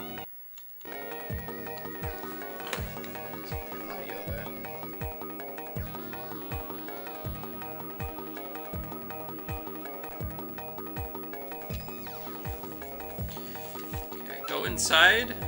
No. Investigate. Okay, how do we open this? The booth appears to have been struck a number of times by some kind of energy weapon. Is Mika still in the booth? Okay. Investigate. Okay, that's really annoying.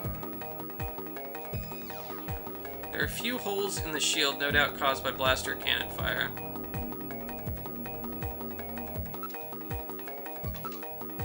Okay, I want to see if I can fix that problem with the audio that I seem to be having. It just keeps going out. So I'm going to... So I just saved it. I'm going to reset the game.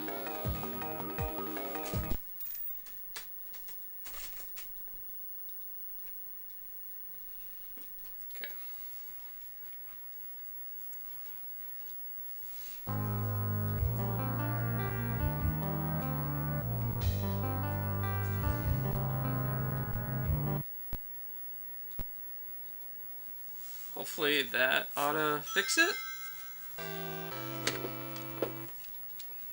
Maybe.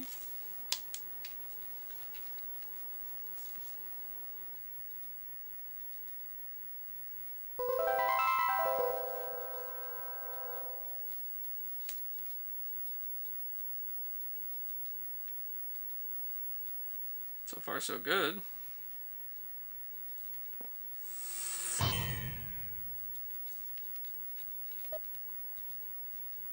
And this was save 2.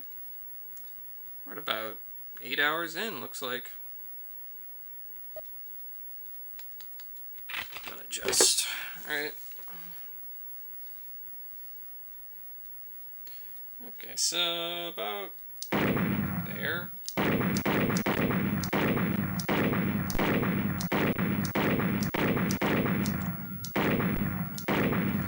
Alright, that seems good.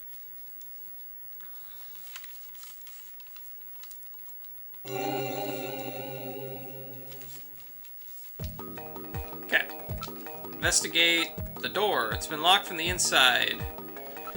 Investigate the shutter. I have to open this somehow. Okay, Metal Gear, no. Look. A booth. Can't this be opened from the outside? If it has an emergency external connection port, it can be opened from the outside. Okay. Find this external connection jack. Here we are. I have located an emergency external connection port on the side of the booth. With this, I will be able to open the shutter. Do it.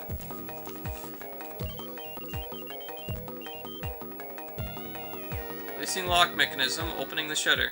All right, I'm going to open it, but please use extreme caution. Okay. Anything could be inside. Is it Mika? Is she okay? She's bleeding. Mika! Mika, are you all right? Metal, how is she? Her pulse is normal. The only external injuries are to her forehead. Are not serious. There's been no significant blood loss. That didn't fix the audio. Mika, come on, snap out of it. It's me, Gillian.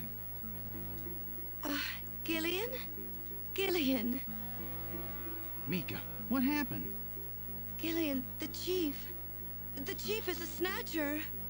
So he's finally shown his true colors. Harry's... What's happened to Harry? Harry put me in the pod and sealed the main door. He locked the snatcher in. That was smart. Not even a snatcher can get through this shield. So where's Harry? He said keep the door sealed no matter what happens in there. And then he went in. Gillian, please help him. Harry! Mika, no. open the door. I'm going in. Metal, we're going in. Be careful. That snatcher could be hiding anywhere. Yes, sir. Gillian, please be careful. The Chief is very cunning. Don't let your guard down. Don't worry. I'll watch myself in there. Hello. We've got snatchers infiltrating the place. Oh no, someone's dead. Is that Harry? Or in the main hallway? Someone's down. Oh no. Harry! Oh, Gillian. Is that you? I'm getting old. Just look at me. What happened? I saw the Chief messing with your turbocycle. And that weird picture in his office. Metal, how is he? Metal! I do not wish to say. Really? That bad, huh? Gillian, when I confronted him about what I saw, he showed me what he really was. I was barely able to even scratch him. That's enough, Harry. I understand. Metal, is there anything we can do for him? Gillian, I'm sorry. Harry, you'll be okay. It doesn't look like you're hurting too bad. This will work out perfect. You always were working too hard anyway. Why don't you take a nice long vacation somewhere and rest up? Yeah, sure. Nice try, Gillian, but it's my body. I know I ain't gonna make it. You were a good kid, Gillian. Harry! I don't say this right, but I've always had a special feeling about you. I've always had trouble talking to people since I was little, like my father. What I can remember of him. Pulse and blood pressure falling. Harry, hang in there. You and I were gonna go out and tie one on, remember? Yeah, that's not a bad idea. You, me, and Jean, the three of us. But John is... Metal, quiet! Gillian, I've lived my life alone. I didn't know my parents or family. Always so stubborn, glued to my research. I never really trusted anybody. That was a mistake. Blood pressure continuing to fall. After Jean died, I felt it. Human warmth, companionship. I know what you mean. Gillian, I just wanted to get along with everybody. I don't need no Nobel Prize. For 50 years, I've been searching, trying to find something I lost. Looks like I'll never find it now. Gillian, he's about... Looks like I've been talking too much. It's up to you now, Gillian. I'm finished. You won't forget this, old grouch, will you? Harry! Gillian, you've got to believe in yourself. You're the last junker. Harry! Harry! Pulse 0. Pupils are dilated. Cunningham! No! Snatcher! I'll get you for this! We have no time for grieving. That Snatcher is still hiding somewhere here in headquarters. Metal, listen to me. If that Snatcher gets me, you've got to take Mika and run. Then you've got to blow up Junker headquarters. Blow it sky high! You understand me? Yes, sir. I just hope it doesn't come to that. So, where should we start our search?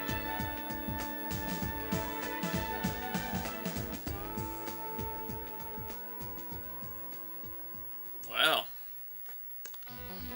Damn. Alright, Chief's office, I guess. He's probably not in here. That'd be too obvious, but... Search outside window. Check it out now. Are you ready? No snatchers here. Search.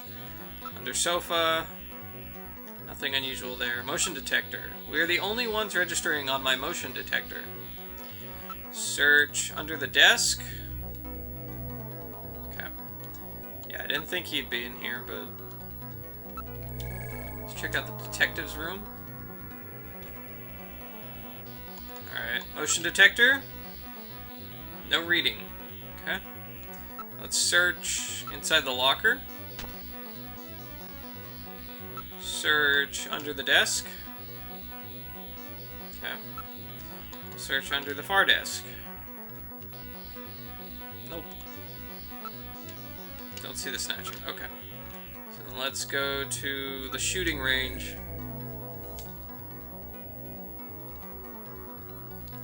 Motion detector. No reading. Okay. Look. Snatcher does not seem to be around. We can search the shadows. Now investigating. No snatchers here. Let's check inside the booth. Nothing. Above the booth. Nothing. Okay. Alright, let's try the engineering room. There's not many places it can be, I think. Motion detector. Don't read any movement. The ceiling fan is the only thing moving. I don't see the snatcher, okay. Behind the work table? About the only place one could hide in this room is here, right? Nothing there. Under the work table. Nothing there. Under the desk. Nothing there either, okay. Where else? Oh, we haven't checked the computer room yet. Motion detector. Register any motion here in the computer room, Metal. No. Don't see the snatcher. Search. Terminal shadow. Nothing there. Under the desk. Okay.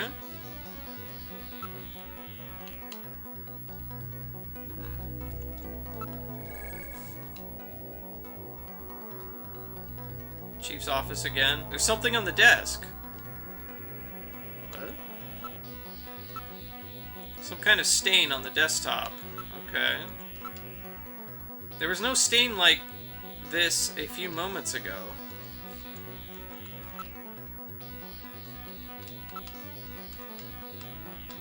Okay, we'll search the room again.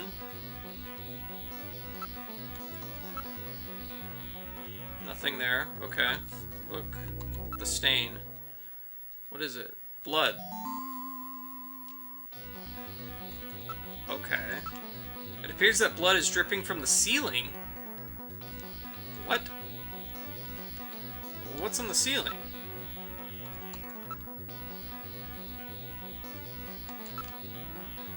Search the ceiling? Oh, jeez. There he is. Cunningham. The lighting control system has been destroyed.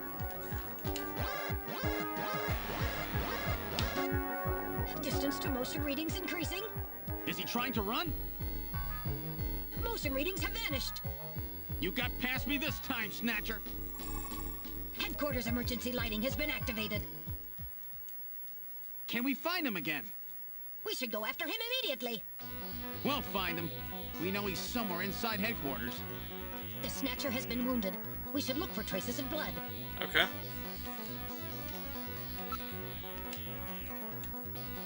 So go out to the hallway. Motion detector. Okay. Search.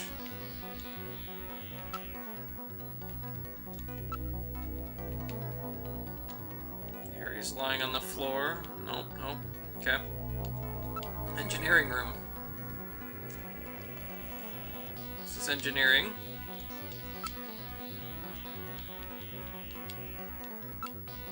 Search bloodstain. No.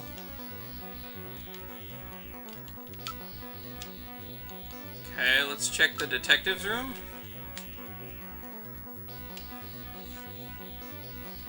Let's search for blood. No blood anywhere, okay. Let's go to the shooting range. Is there any blood? Motion detector. Search for blood. Must be blood somewhere. Computer room, perhaps? See any blood?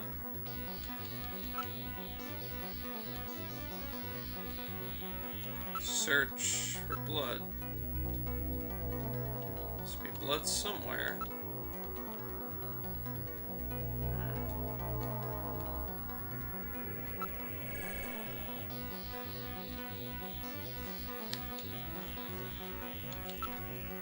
Look. Search. The locker? Front desk.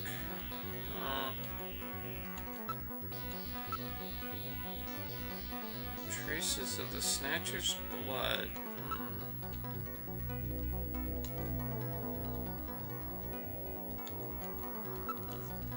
Is there a place I missed? It says there's rooms we haven't checked.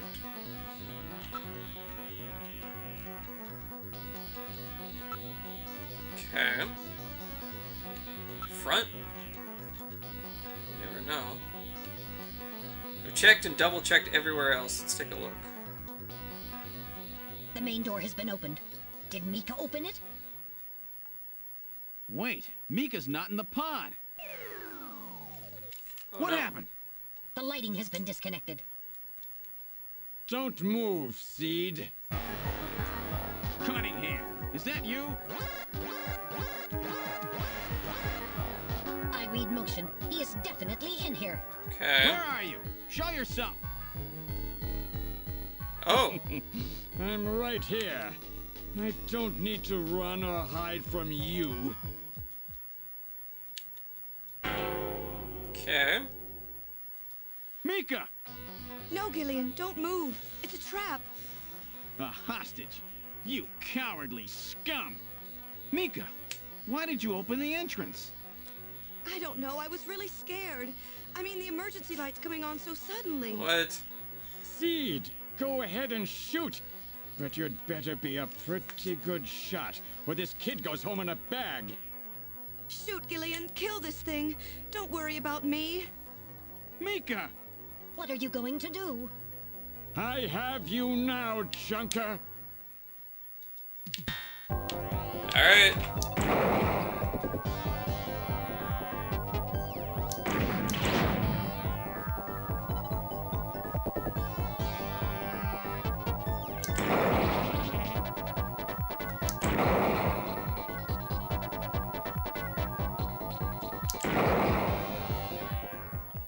Did I get him?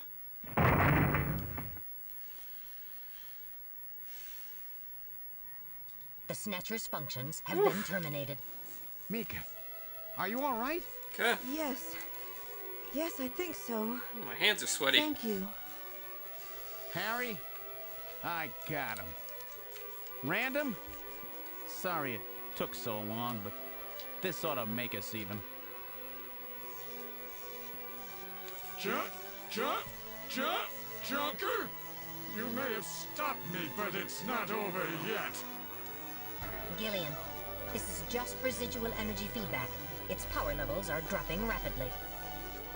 Crane's hospital was nothing more than a maintenance facility. We have comrades operating throughout the city, more than you can imagine. Now our plans will move into phase 2. For that, we will enlist the help of Professor Lorraine. Your existence is meaningless. As long as you don't get your memory back. Good luck, Junker. My memory? Comrades? Professor Lorraine? Harry! Why? Please tell me. Why do so many good people have to die? Mika. This is all wrong. Mika, don't worry. I won't let anybody else die. I've made a promise to Harry and Random. But the city is still full of Snatchers. This fight is just beginning.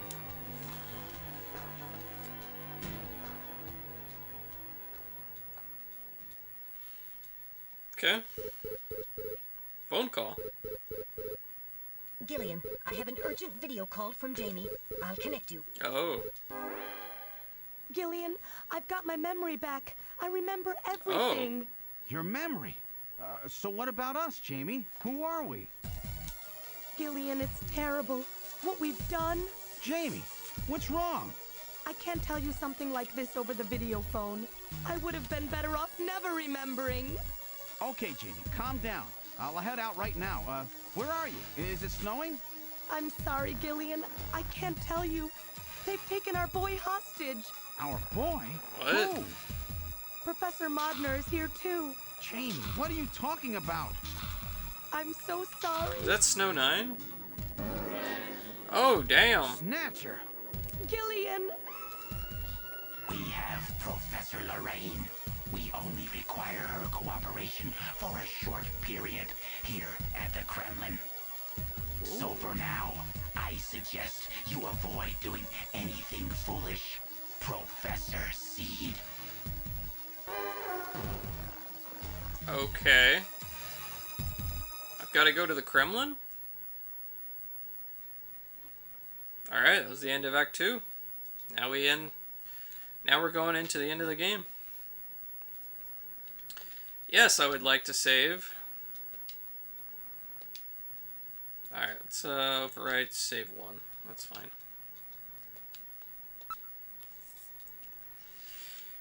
Whew.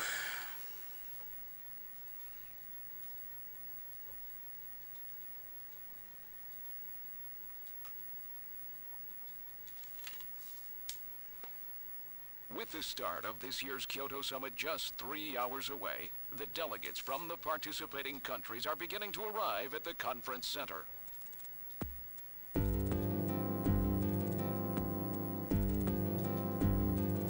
A major poll of domestic and international opinion, carried out just last week, shows that the vast majority of respondents favor a complete quarantine of Neo Kobe as a means to combat the risk of the Snatcher menace.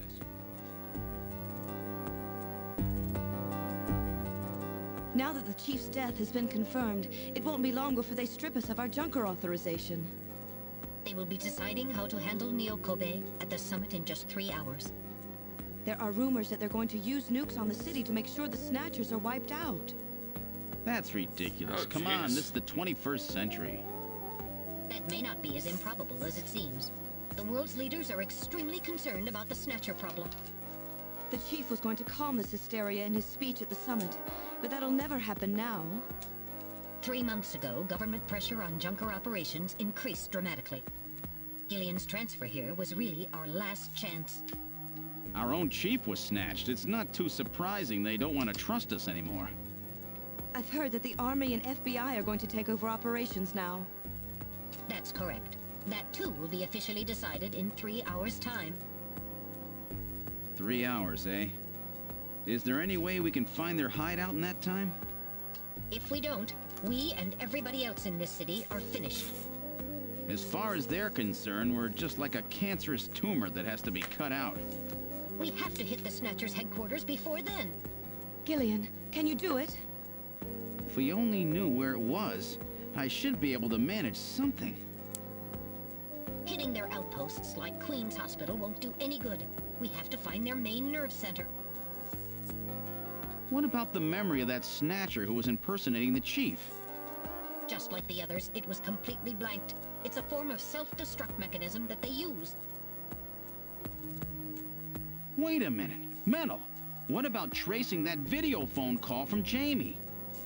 It was no good. The call didn't last long enough.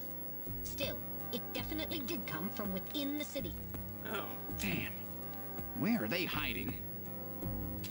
Gillian, can't you remember anything at all? Didn't Jamie say something that implied you were somehow connected to the Snatchers? Nothing. I can't remember a damn thing. Metal, I want you to tell me everything you know about me. Why was I sent to Junker headquarters? Where did I come from? Gillian... Metal, the Chief's dead. Tell me everything you know about me. Well, you see... Metal! All right. With the Chief gone, you are the highest-ranking officer here. You knew all along? Of course. Where were we rescued from? 3 years ago, you and Jamie were taken into protective custody in the Siberian Neutral Zone by the 17th Siberian Investigative Force. More precisely, you were discovered in cryogenic sleep pods in an underground bunker near Moscow. Cryogenic sleep pods? You mean they were frozen? This is a photograph of the bunker. There is no record of when you were placed there. In addition, the third pod was empty at the time you were discovered. There were 3 pods? You were revived and taken into custody by the army. Apparently, as a result of the extended sleep, both of you suffered from complete amnesia. However, another theory suggests your memories may have been intentionally erased. This is the only piece of evidence found at the site. That's Harry's picture, from when he was a kid.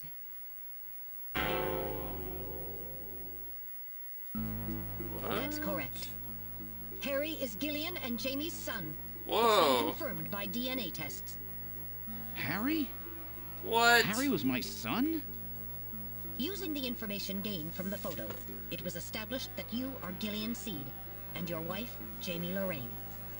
Both of you are American citizens, born in the late 1960s. The 1960s? What? In addition, both of you vanished without a trace in 1989. There is no other information available about you after that. 1989? Yes. You come from a world that's been gone for 50 years. But what does that have to do with the Snatchers? When the 17th Special Investigative Force was bringing the two of you out, there was an accident. Though the two of you were all right, most of the 17th was killed. One of them was a Snatcher. Of course, before their departure, they all underwent thorough examinations. So, if one of them was snatched... It had to be somewhere in Siberia, right? That's correct. And in order to attempt to determine the origin of the Snatcher, as well as your true identities, you were assigned to Junker headquarters. The hope was that exposure to the Snatchers would help you regain your memories. Moscow? 50 years ago? Almost everyone who was in Moscow at the time was killed in the catastrophe. So Gillian and Jamie are the only living witnesses? Harry. Harry was my son. Did he know? No. It was highly classified information. He was never told.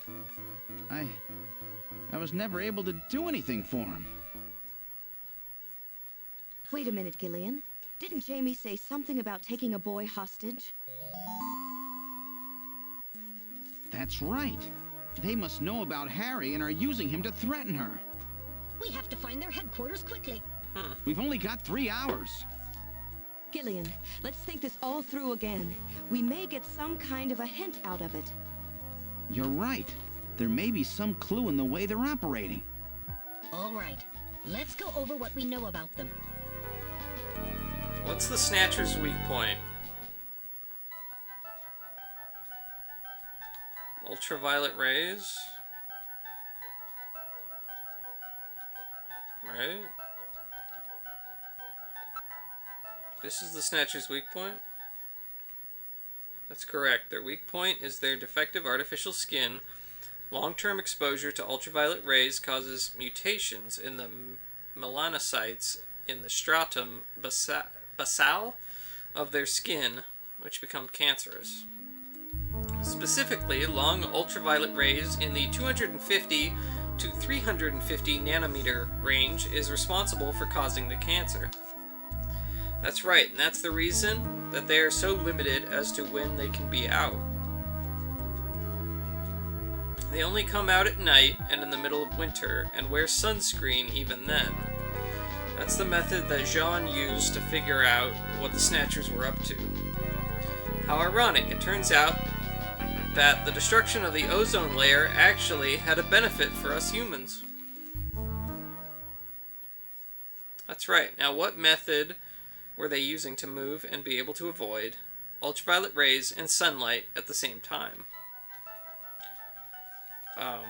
They were using the underpass.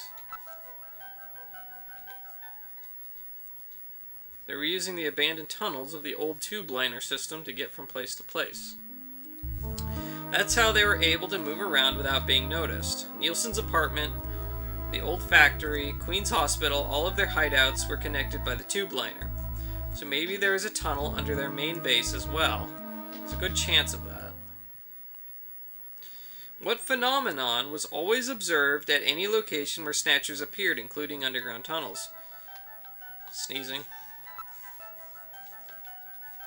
And what was the cause of the sneezing?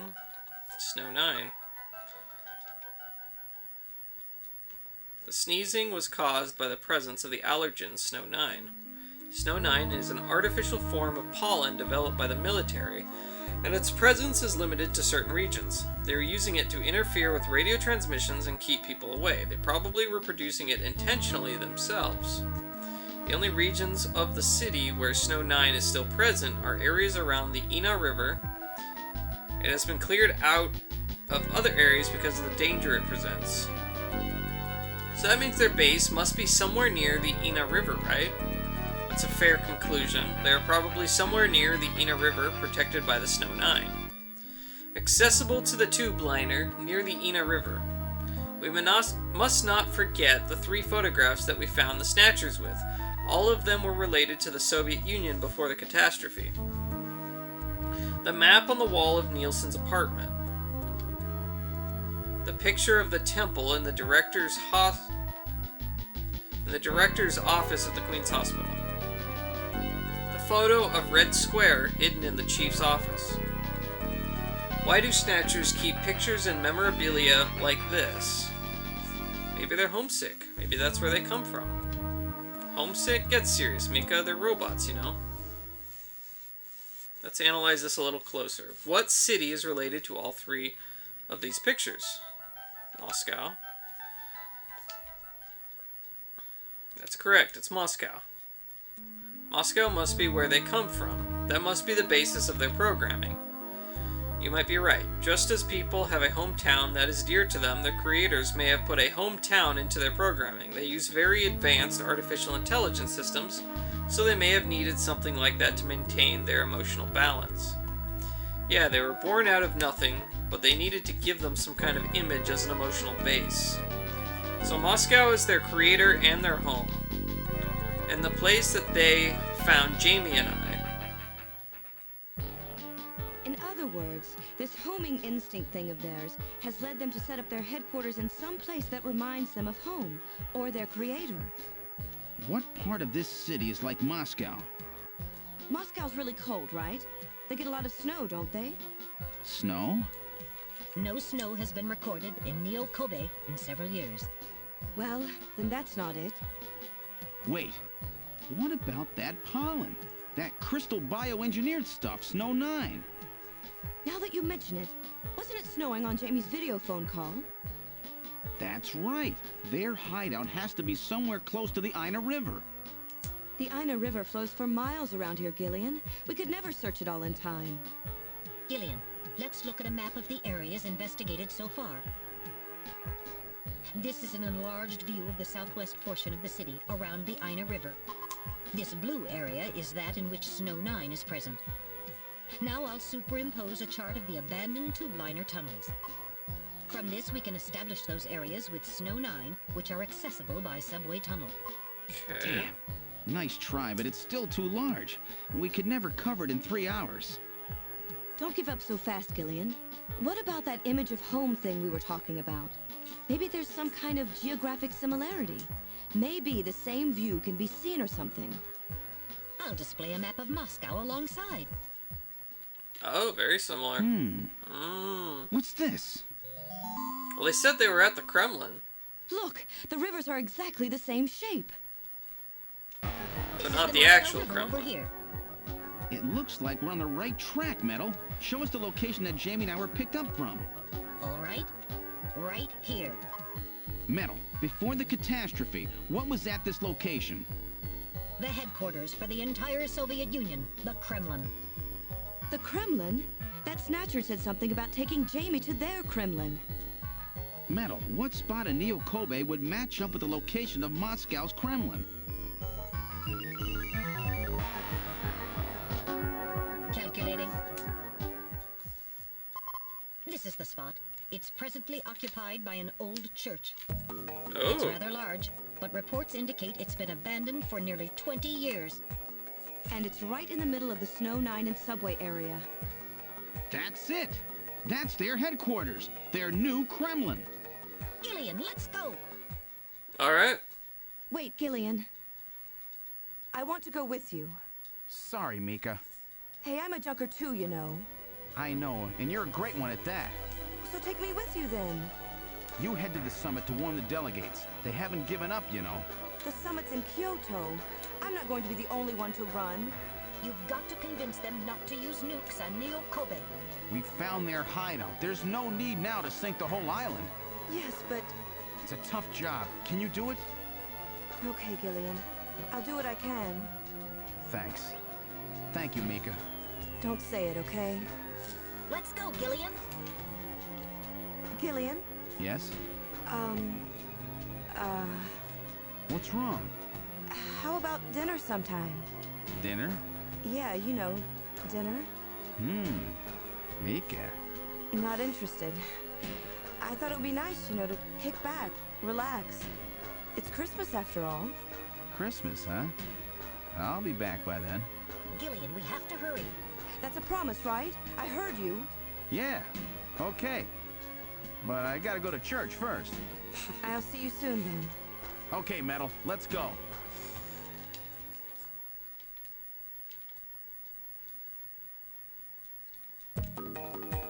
This is the last turbo cycle. Alright. Let's save the game.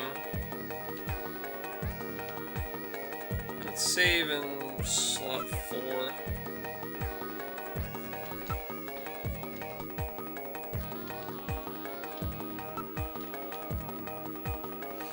Okay. The spare turbo cycle has not been painted, but that does not affect its locomotive functions. Is it sabotaged? The parking lot has become rather lonely. It appears quite safe. It has not been tampered with. Alright, that's good. You and I are the only ones here. Now boarding the turbo cycle.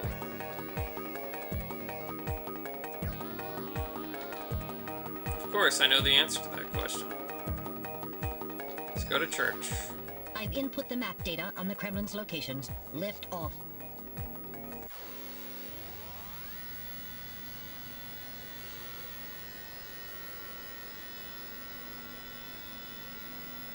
Flight configuration, now gaining altitude. Jamie, please be safe. Gillian, please keep in mind that we're working with a strict time limit. A 50-year debt in 3 hours.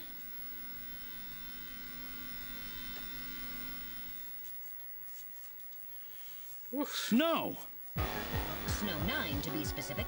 We've entered the Snow 9 region. Please put on your breathing filter. Direct inhalation is dangerous. All right. Radio transmissions will also be impossible from this point on. Understood?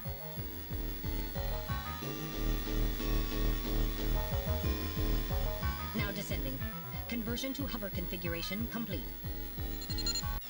Gillian, we've arrived. Alright.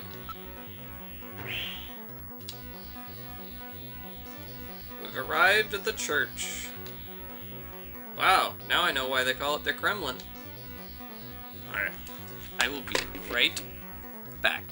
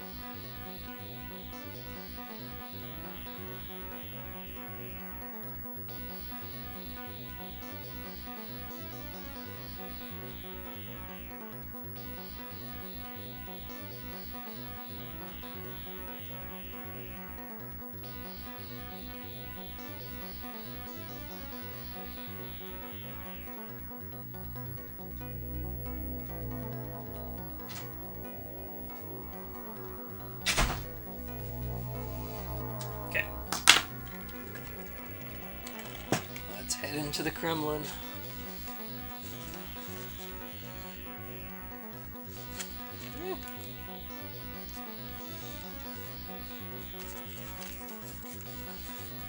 Yeah. Okay, there we go. Look, the building. It's a very old church. It bears quite a resemblance to St. Basil's Cathedral. No doubt they thought the same thing. Look at the snow. It appears to be snow, but it's actually snow 9. Try to avoid inhaling any of it directly. It's surrounded by a large grove of tall cedar trees. This is likely to keep just about anybody away. Given the season, a few Christmas lights would really liven up the scene. The building's about 50 years old, but it appears very well maintained. So where's the entrance? On the front side of the building. This is definitely Snow 9. A sensor scan reveals that a tube liner tunnel passes directly underneath this area. Well, that's no surprise. Looks like we've got the right place. Okay. Motion detector. I'm not showing anything out of the ordinary. Okay. Listen. The only sound is that of the wind. Let's go inside. All right. Now opening the door. What's wrong? Won't open? I've scanned it, and it's not locked. It is probably rusted into place. Not surprising. After all, our friends always go in and out through the basement. Let's push it together. All right. 1, 2, 3.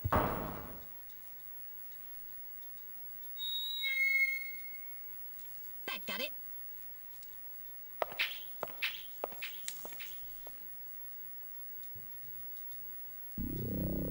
What's this? It would appear to be some kind of a chapel for the Snatchers.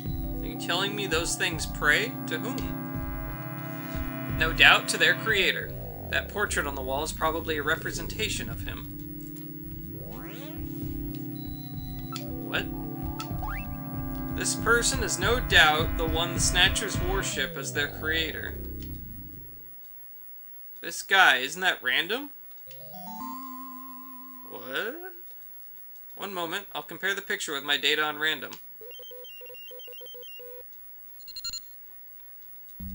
While the facial bone structure of the individual in the portrait is nearly identical to that of random, a positive identification is impossible as the picture is not a photograph. That just looks too much like him to be a coincidence. What? These are the chairs for worshippers in the chapel, no doubt. Everything is nice and orderly. It's as if the pre-collapsed Soviet Union has been recreated here. Something's written on the painting. The creator, Modnar. So this is Professor Modnar, the one the Snatcher was talking about, eh? It appears to be a portrait of that person. There are a number of scratches on the surfaces. They were almost certainly caused by the Snatchers. It's all very organized, almost inhumanly so. There's another room further back. Motion detector? I'm not picking up any large movement signals. So have they already left for the summit? The whole area is exceptionally quiet. Continue back. Now moving to the back room.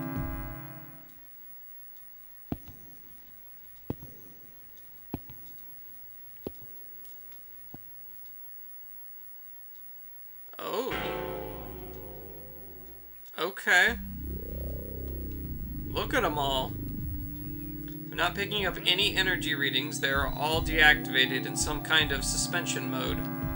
So this is their warehouse. There must be a few hundred of them here. They continue all the way back. Still, this doesn't look like a factory to me. Oh, no, not video phone.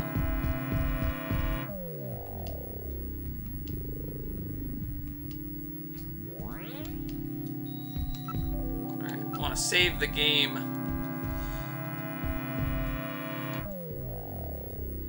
Is it 3 or 4? I think I saved in 4.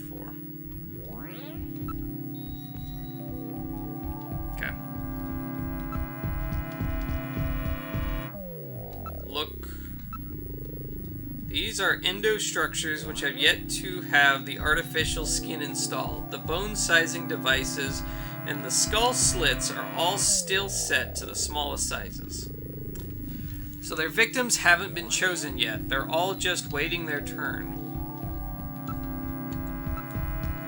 There seem to be a number of containers stacked up in the back of the room.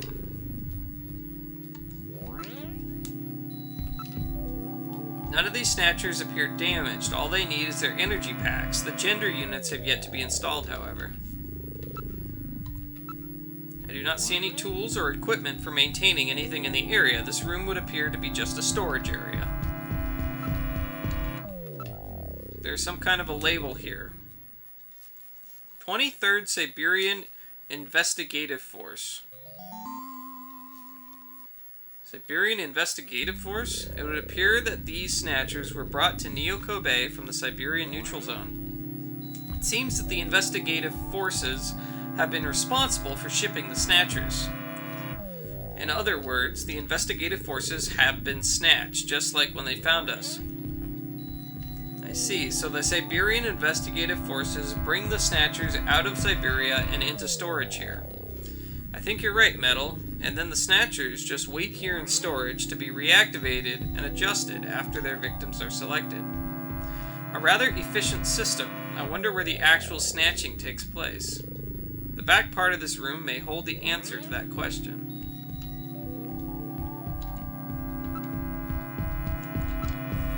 Not reading anything on the motion detector.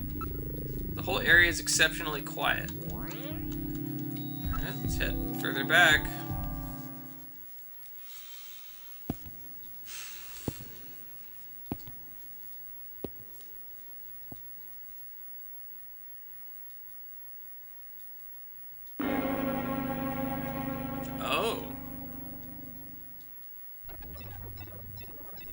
The Snatcher's culturing room. The mechanism is operating. There are Snatchers with their artificial skin already installed here.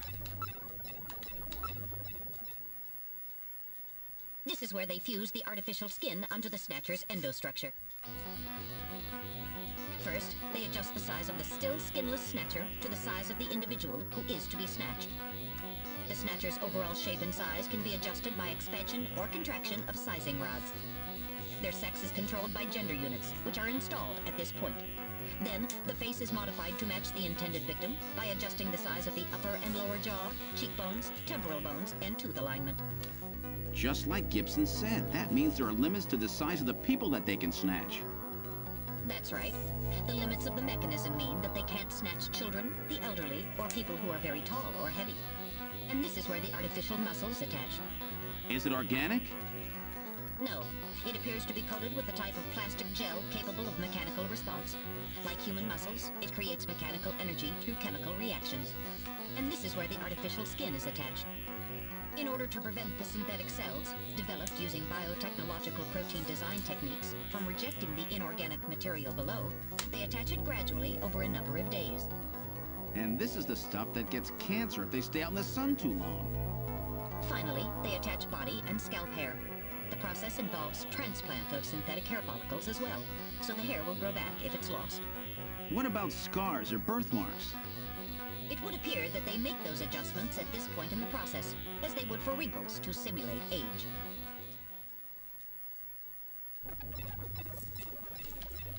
Okay. Computer terminal is installed on each preservation cylinder. These cylinders are used to culture the Snatcher's artificial skin. Endostructures are submerged within them. It appears that weak ultraviolet rays are being projected from above. This is really advanced, way beyond anything we saw at Queen's Hospital. The whole area is protected as a clean room. There is a door at the far end of the room.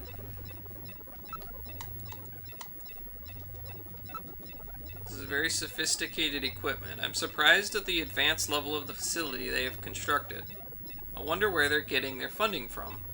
They're probably supplying their financial backers with Snatchers as well.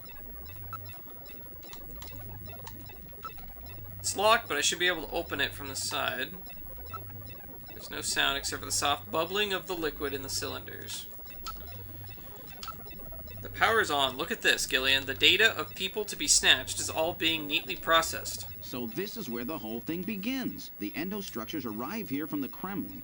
Then they convert them into copies of their victims. And finally, they head out into the city using the old subway system. With artificial skin maintenance being handled at Queen's Hospital. But who's behind all this? Gillian, look at this. There are some finished Snatchers over here. Oh? Get a load of this. The U.S. President, the Prime Ministers of Japan, and the UK. And me. Gillian, you're in here too. Figures. They were looking to snatch every VIP at the summit. And the last junker, you. It definitely looks like they plan on moving out beyond Neo Kobe. If they were to snatch every major world leader, they'd practically be able to control the planet. Still, that's odd. With their flawed skin, pulling something off like that would really be difficult. Chin said they had found the key to developing a perfect artificial skin. Maybe they've already produced it. No idea. But the number of Snatchers here makes it clear that they're up to something new. Gillian, this is definitely their nest. We should destroy everything. Not yet. Not until we found Jamie. Metal, how much time do we have left? The summit should have begun by now. We don't have much time. And once our legal privileges are suspended, I won't be able to help. In fact, I'll be forced to restrain you. I know. If the military wants to avoid nukes and goes for a surgical strike on this facility, what would they likely use? Probably a phased particle beam from one of the attack satellites. A phased particle beam, huh? That'll wipe this complex right off the map. Everything, including the soil, will simply evaporate. The attack will leave just a large crater. Metal, can you convince them to give me another hour? Even 30 minutes will help. Understood. I'll try my best. And I'll try to find and rescue Jamie in that time. I can't transmit here due to interference from the Snow 9. I'll have to leave the area and then send the message. All right. Do it, Metal. Gillian, don't forget. 30 minutes. You must get out before then. I understand. Gillian, I'm sorry I couldn't help you better. Don't worry about it. I'll be able to move faster by myself anyway. 30 minutes should be plenty. Go, Metal. Yes, sir. Don't forget, 30 minutes.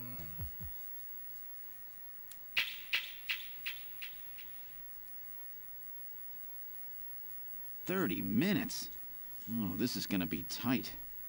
That room's the only place left to check. Let's take a look.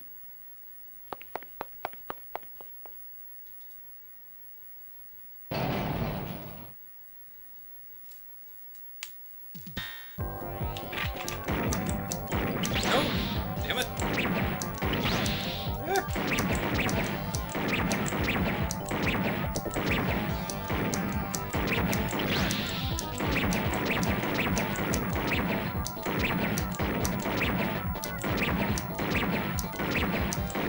No. Ah. Crap. Damn it. Alright. Continue. Oh, okay. It's actually has a checkpoint. That's surprising. Okay. Okay. Feels a little off, but yeah.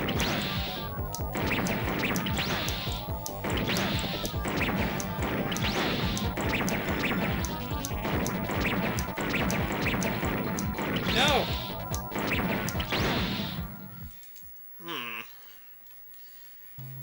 Wish I could readjust the gun.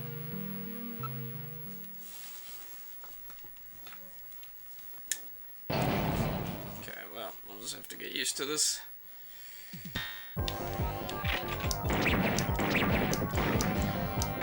Aim a little bit higher than I think.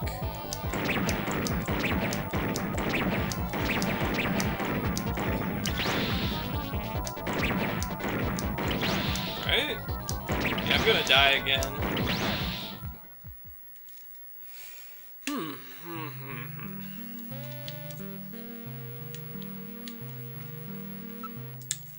Wish it would let me adjust. Okay.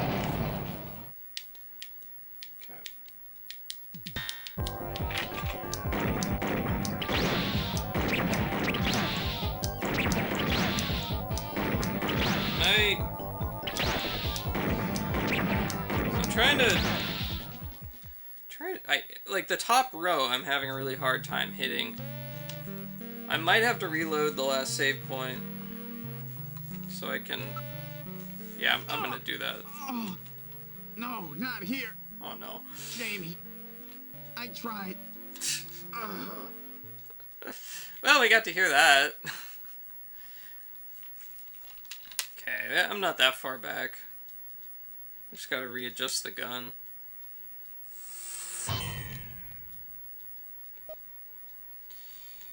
Right there. Okay. Gun adjust.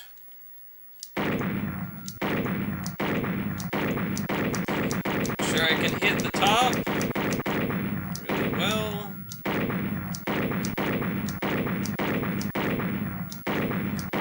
Hit the bottom.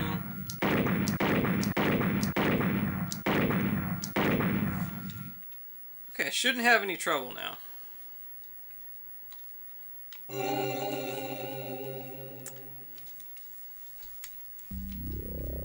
Alright, let's quickly run through this area. I don't know if you can skip the cutscenes or not, though. Probably not.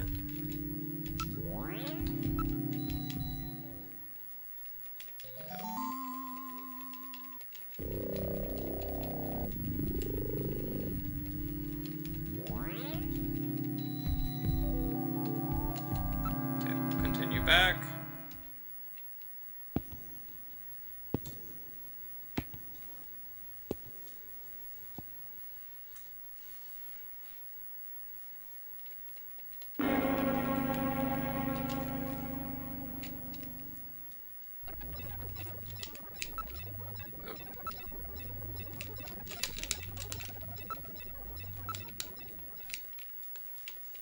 This is where they fuse the artificial skin onto the Snatcher's endostructure. First, they adjust the size of the still skinless... Oh. Oh! Okay, there's no way to skip the cutscene, but apparently you can reset the console by pressing all 3 buttons down and start. Did not know that. Okay, let's do this again.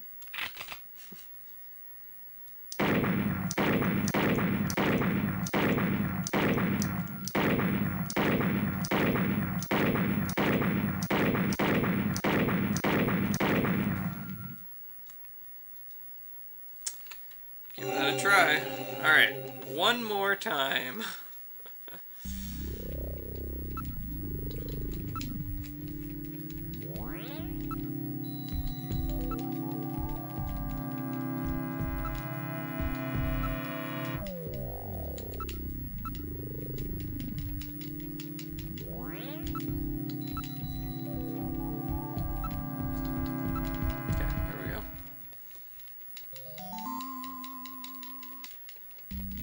Basically, you just gotta sit through this cutscene again.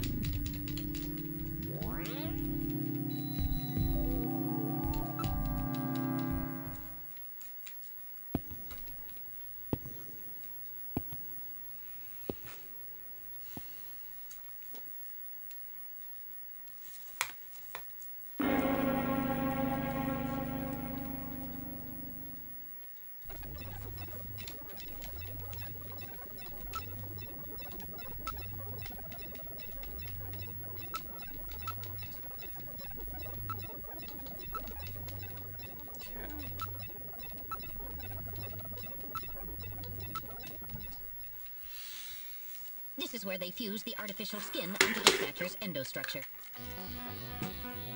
First, they adjust the size of the still skinless Snatcher to the size of the individual who is to be snatched. The Snatcher's overall shape and size can be adjusted by expansion or contraction of sizing rods. Their sex is controlled by gender units, which are installed at this point. Then, the face is modified to match the intended victim by adjusting the size of the upper and lower jaw, cheekbones, temporal bones, and tooth alignment.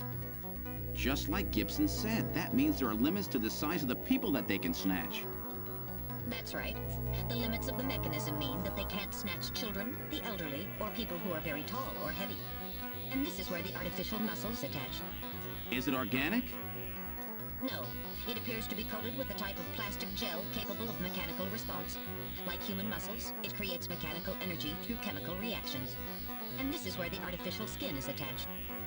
In order to prevent the synthetic cells, developed using biotechnological protein design techniques, from rejecting the inorganic material below, they attach it gradually over a number of days. And this is the stuff that gets cancer if they stay out in the sun too long. Finally, they attach body and scalp hair. The process involves transplant of synthetic hair follicles as well, so the hair will grow back if it's lost. What about scars or birthmarks? It would appear that they make those adjustments at this point in the process, as they would for wrinkles to simulate age.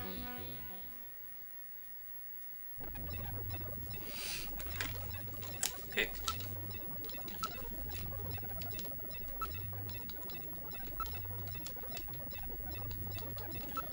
Yeah, let's actually save now, just in case.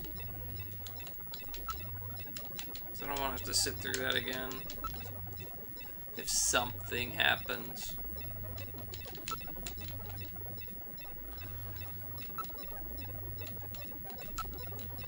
Let's get the terminal. So this is where the whole thing begins. The endostructures arrive here from the Kremlin. Then they convert them into copies of their victims. And finally, they head out into the city using the old subway system. With artificial skin maintenance being handled at Queen's Hospital. But who's behind all this? Gillian, look at this. There are some finished snatchers over here. Get a load of this. The U.S. President, the Prime Ministers of Japan, and the UK.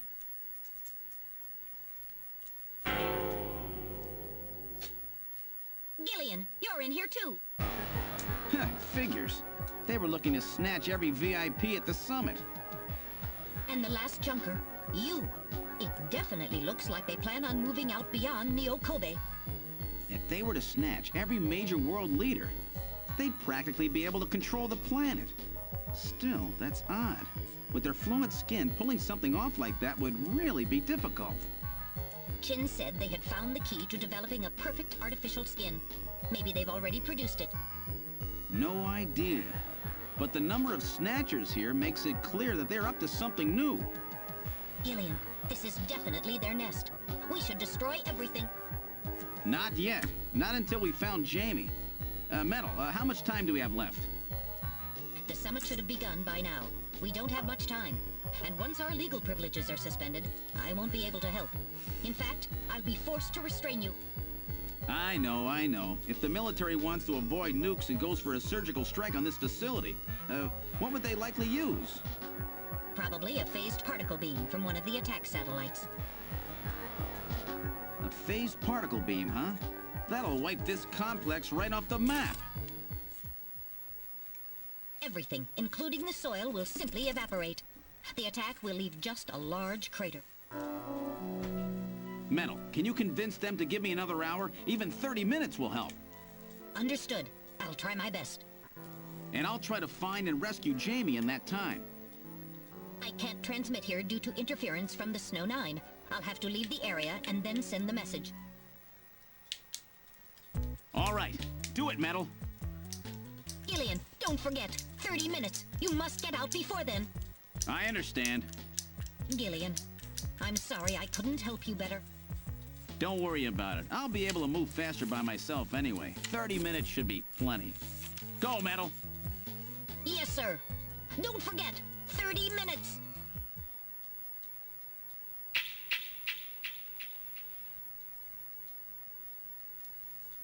"30 minutes? Oh, this is gonna be tight. That room's the only place left to check. Let's take a look.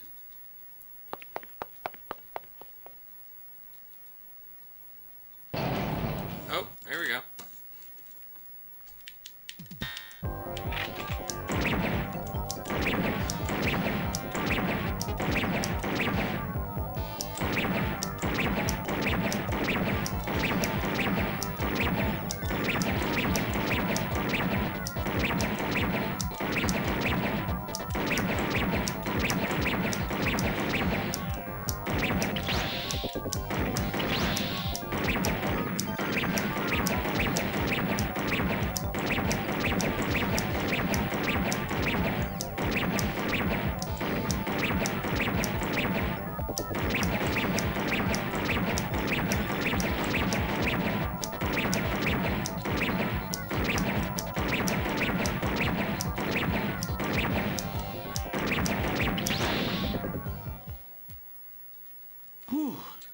Jeez. I wasn't ready for that. Wow. They almost got me. Yeah, that thing's... All right, the gun's let's open gotta the next be door. adjusted right on to do that. Damn.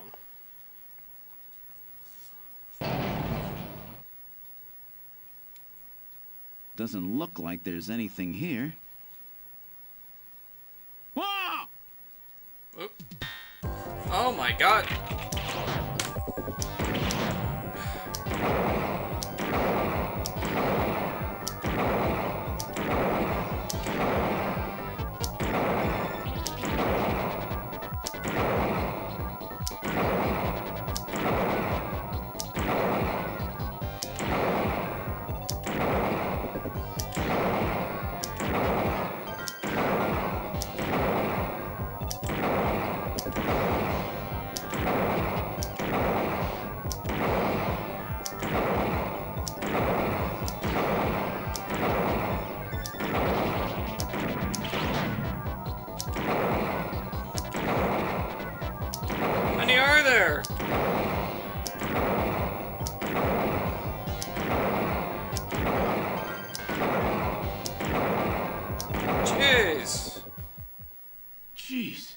These guys are tough.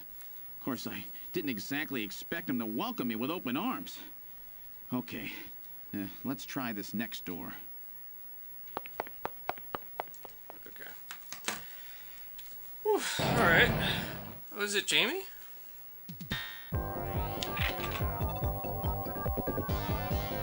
What am I? Okay. Jamie, are you all right? Gillian, you came for me. Are you hurt? No, they won't lay a finger on me. Not until the new artificial skin is completed anyway. Artificial skin research? You? Gillian, I've got my memory back. All of it. What happened? Tell me, Jamie. They said they'd kill him. They said they'd kill Harry. They forced me. I had to help them with the skin development. They said I had to help them because the professor was ill. Wasn't getting any better. Gillian, the engineer Harry, he's our son. He's been living on his own now for 50 years. Jamie, I'm afraid that Harry's... There was nothing I could do. They forced me. But I can't do it anymore. Jamie! The professor, he just died. He was over 100. The professor? What? This old man? Don't you remember? It's Professor Modner. Professor Petrovich Modner. What? This old man is Modner? He's been confined here for 3 years now, just to develop the Snatcher's artificial skin. Terrible. Doing that to your own father. Whose father? Jamie, I don't have any idea what you're talking about. You really can't remember, can you? Jamie, tell me. Tell me who I am. What were we doing at the Kremlin? Are you sure you really want me to, Gillian? It's all so awful, but if you must know, I'll tell you. Try to remain calm, okay? 56 years ago, you and I were involved in a top-secret Soviet project. It was still during the time of the Cold War. The gulf between East and West was as wide as ever. Everybody was worried about nukes. At that point, the world's armies were at their largest ever. Leaders still believed that a strong military meant a strong nation.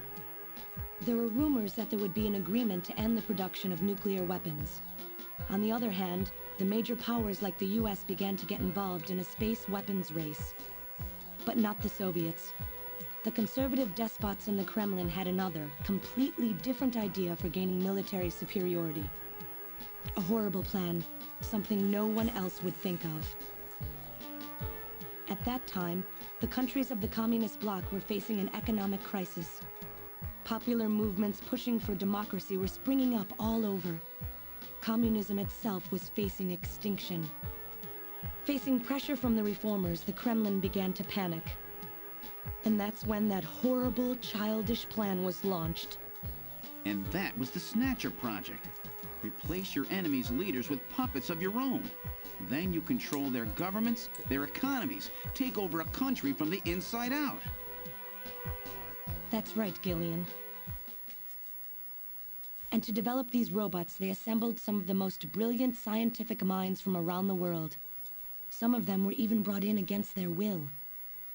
At the crux of that development effort was a group called the Frankenstein Project Team. You and I were members of that team, Gillian. It was a 4-person team led by the late Professor Modner here. The robotics expert was Professor Modner himself. His son, Elijah Modner, handled genetics and microbiology. For nanobiology and picobiology, myself. And for behavioral science and psychology, you, Gillian. Early development was carried out at a lab in Novosibirsk, but was later moved to a secret facility under the Kremlin. At the time, the Glasnost and Perestroika movements were gaining momentum, and they rightly feared for the existence of the program if it should become known. But some of the reformers did learn of the project, and they conspired with the US to block it. Gillian, you were a CIA special agent sent by the United States to infiltrate and sabotage the project. I was CIA? Yes, and the government knows that. That's why you were assigned to the Junker team. What? Who am I? Work on the project continued to go smoothly. But then, on June 6th, 1996, there was that accident.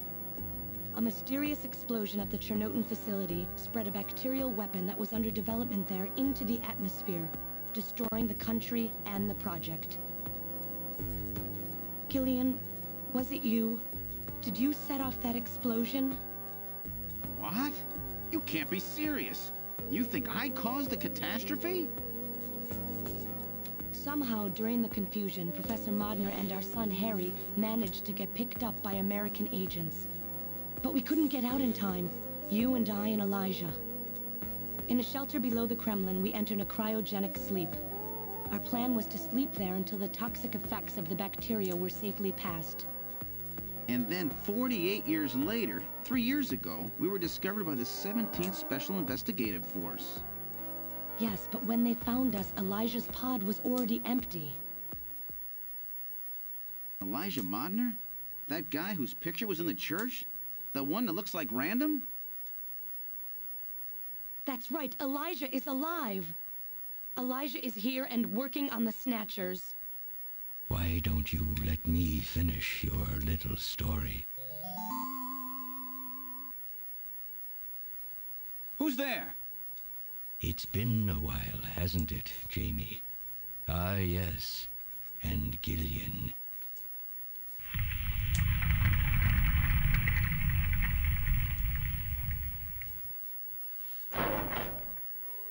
It's me, Jamie. Elijah? Is that really you? Random? No. Not quite. So, you remember me, do you?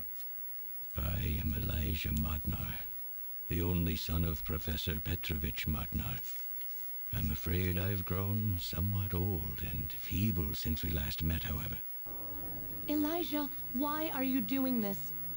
Your father, Professor Modner, he passed away a few minutes ago.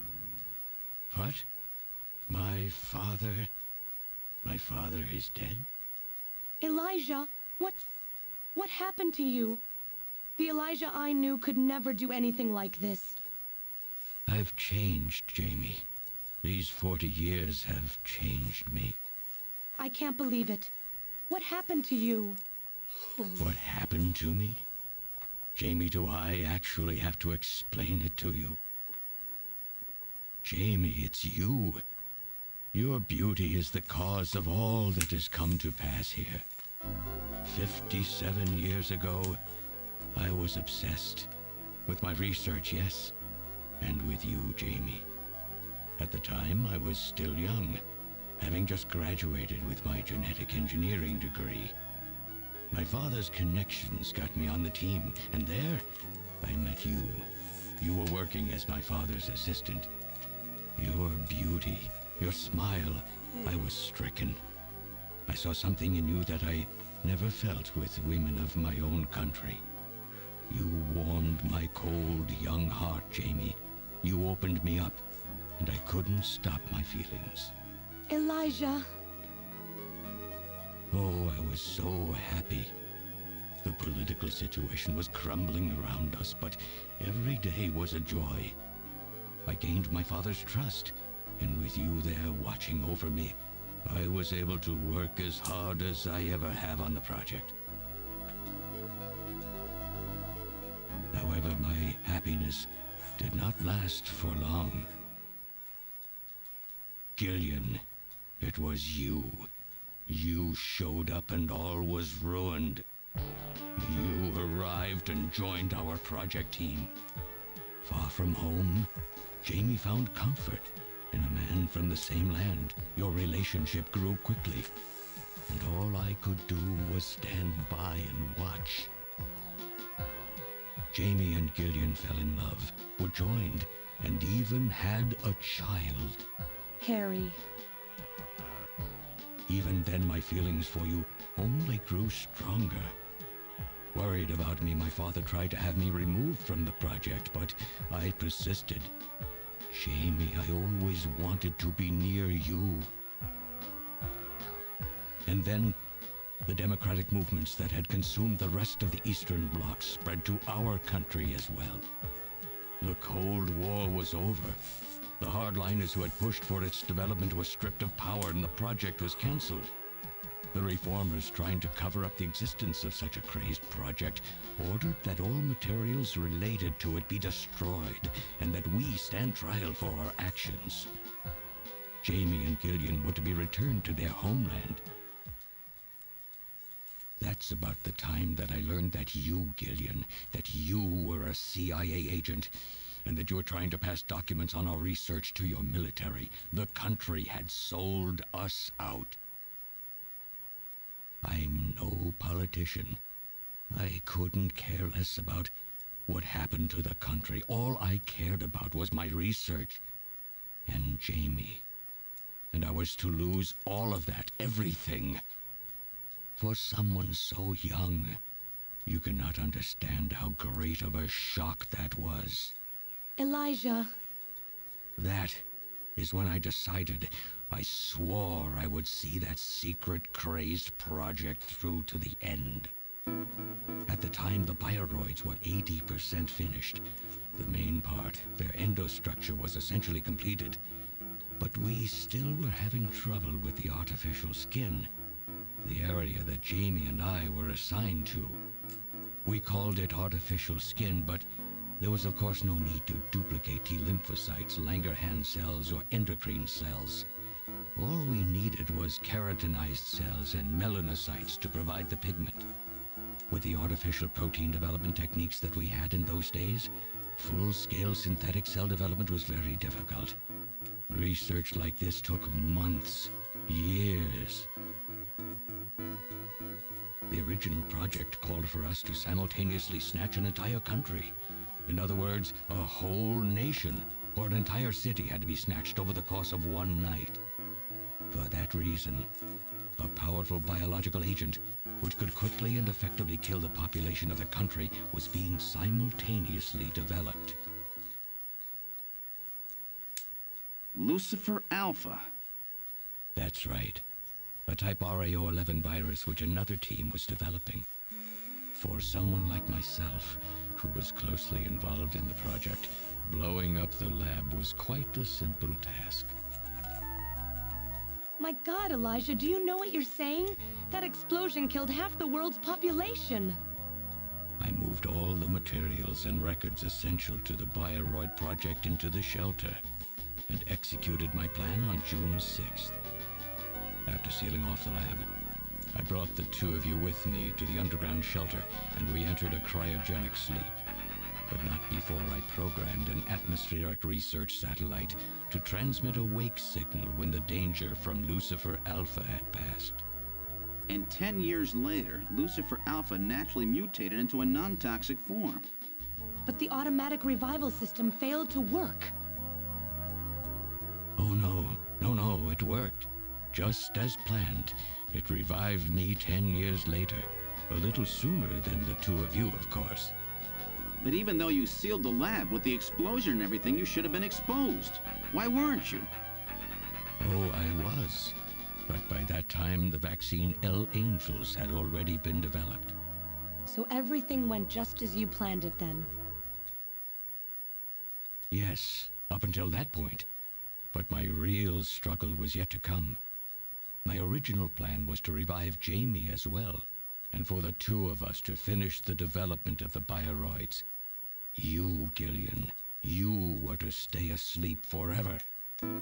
But I just couldn't bring myself to do it. Not after looking at Jamie's peaceful face there in the pod. Besides, I could never have convinced her to work with me on the project anyway. I knew the time was not yet right, so I changed the timers of your pods to permanent on. How? How could you do such a thing? And so for the next 40 years, I worked alone in that cold and lonely room under the Kremlin, trying to complete the artificial skin for the Snatchers. For days and days, no one would visit me. I never saw the sun or felt the changing of the seasons. Still, I always had Jamie by my side. You were always there for me to talk to. Just you and I for 40 years in that dark cellar. Oh, you poor, poor man. And then, 3 years ago, my research was finally completed. First, I snatched the Siberian Special Investigative Forces to establish a transport route for the Snatchers. And then, To test the effect of large-scale snatch operations, I chose Neo-Kobe City to be my experimental sample. Neo-Kobe is cut off from the surrounding areas, a sort of miniature country in itself, making it a perfect test site. And since it's a melting pot of various races, it would also allow me to gather extensive data on Snatcher modification and operational techniques. In addition, the element of suspicion or mistrust, which runs deep in Japanese culture, was another reason I chose this site. But your test revealed a critical flaw in your machine's artificial skin. Yes, quite unexpected, I'm afraid.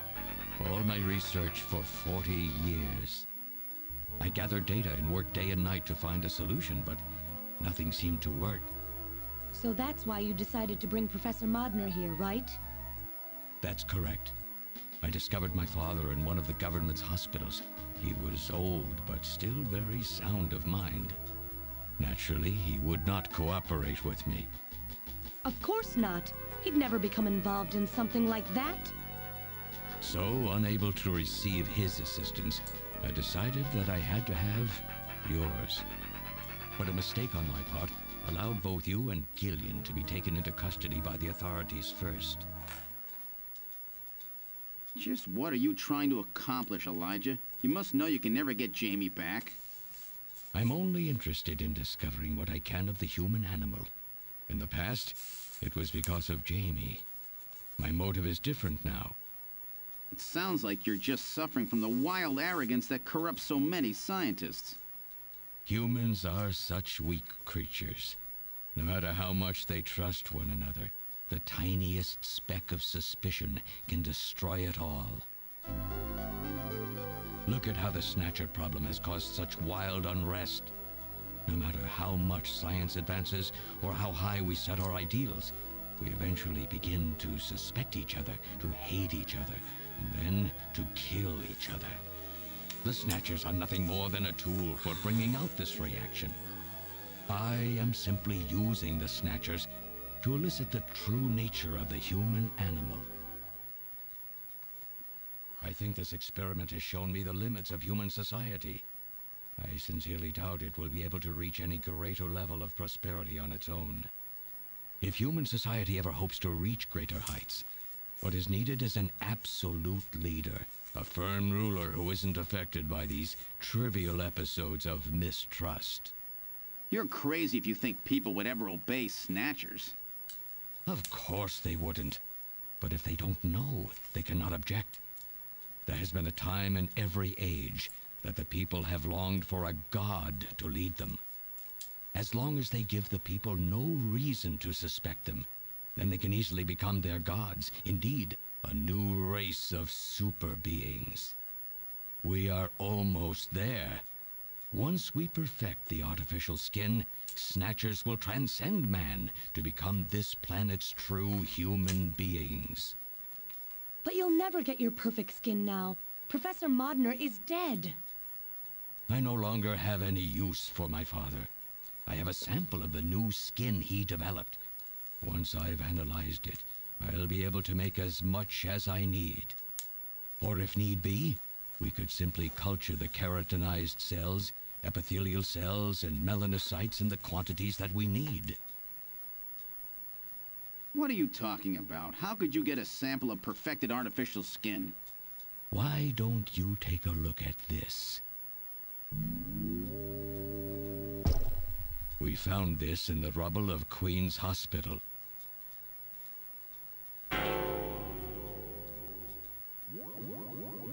Random! Oh, an acquaintance of yours? He's a Snatcher? That term isn't exactly accurate. This bioroid was constructed by my father without my knowledge. He modeled it after me in my youth. He built it right here in this facility. And not only that, he programmed it to destroy Snatchers. This bioroid caused me serious difficulties. It's designed and built far better than my Snatchers.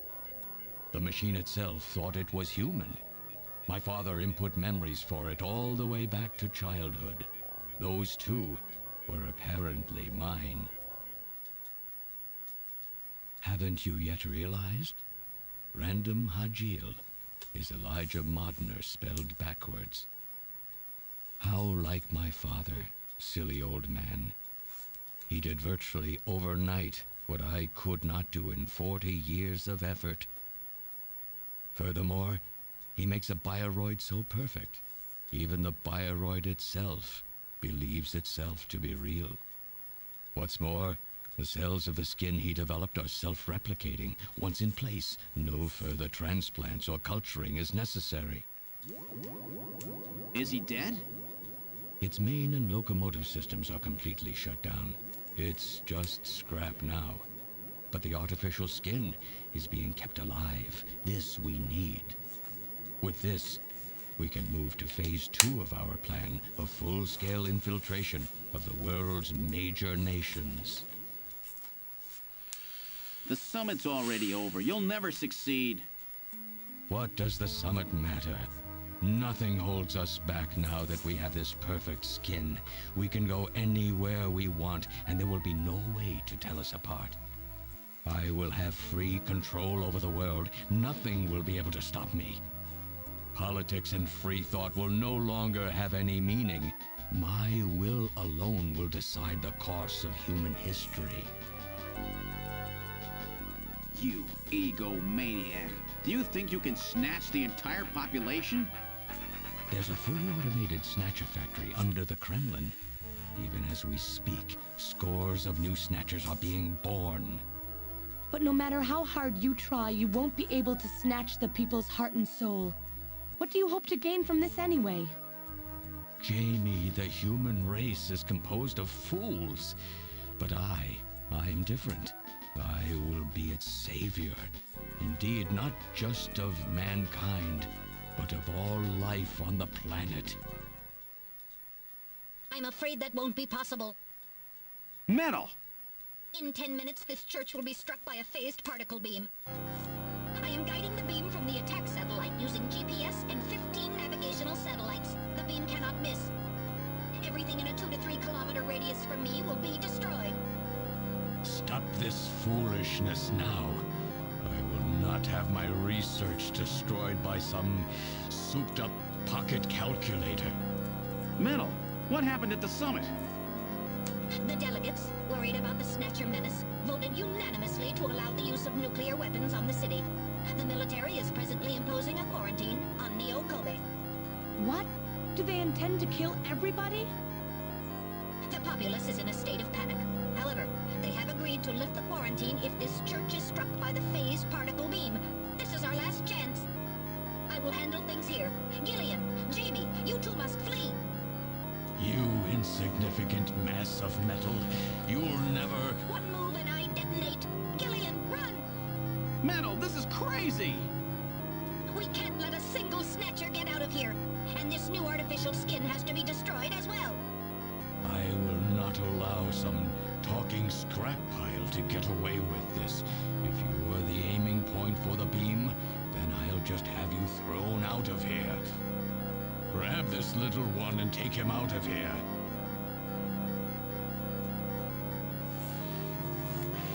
They're waking up. Key. Oh, jeez.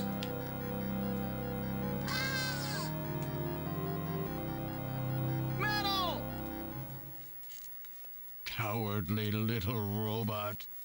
You always were a real pain in the butt. Oh! Random awake? What's that?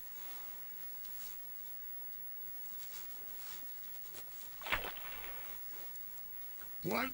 How did... You're supposed to be deactivated. I don't go down that easy, old man. Stop this foolish...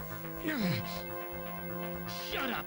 Let's try to make our final moments peaceful, shall we?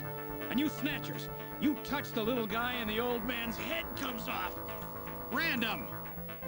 I've always hated being used. Why don't you watch the final act with me?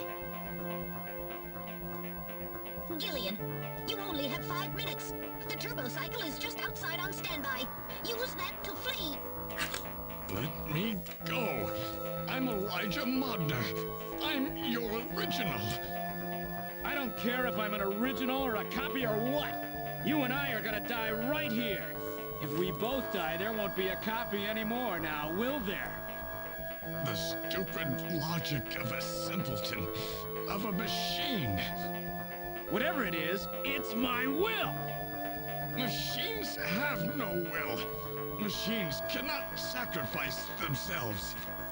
We'll see about that. You have 4 minutes. You must go. And don't forget to take care of the factory under the Kremlin. Stop! Gillian, even if these memories in my head are fiction... Yeah, I know what you mean. Our memories of our time together are all too real, Random. Gillian, you become one hell of a junker. Gillian, it has been most recreational being your partner. Oh, metal. If you can, try to pick up the pieces for me, okay? Like we did for Little John. Little John? Oh. Okay, Metal. Hurry!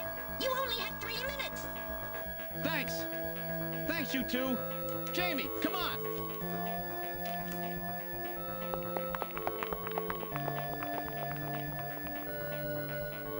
No! Don't let her go! No! You pathetic old fool! You don't even know how to love someone! You stupid machine! What is that idiotic grin supposed to mean? By snatching you, I'm finally gonna get my real self back! Random, there's less than 1 minute to go. Thanks to you, everything will be fine. You don't owe me any thanks. Sorry to get you involved in such a big job. You did great. You're a hell of a junker. 3, 2, 1, here it comes! Later, kid!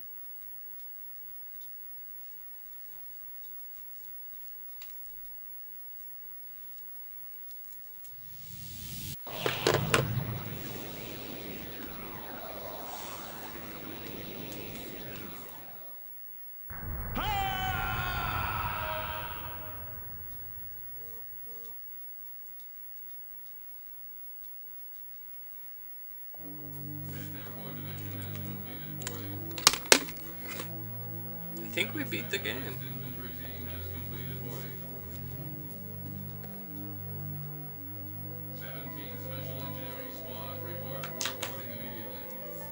So you're really going, aren't you? It's our responsibility, too. Besides, if I go to Moscow, I may get some of my memory back. And if that happens, I'll be able to love you even more than I do now. Wait for me. I want to be with you, but first I've got to destroy this terrible factory of theirs. Jamie, when I get back, let's try living together again. What do you say?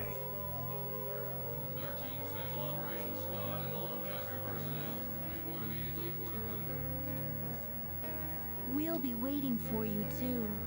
Katrina! Mika! You're here, too? You better be happy, Buster, with all these beautiful women seeing you off. I'm happy you came. Let me introduce my wife. Jamie Seed. I suppose it's a little odd introducing myself a second time, though. What do you mean? You've never met them before, have you? What are you talking about, Gillian? We're good friends. Huh? Since when? It's the first time I've met her in person, but I've spoken with her on the video phone a lot of times. What? Have you guys been talking about me behind my back?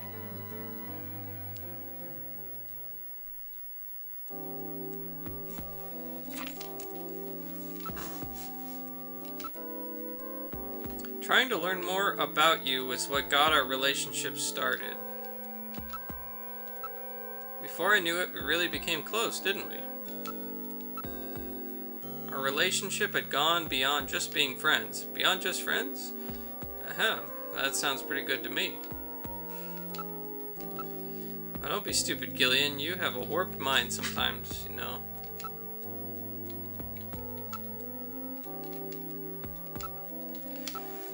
I was telling Mika about how lonely it was being home alone all the time, and she told me that Jamie was always worried about me, so I gave her a video phone call.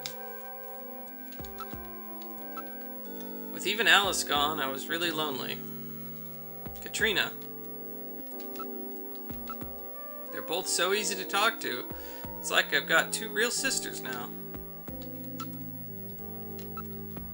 I'm really sorry for all the worry I've caused you.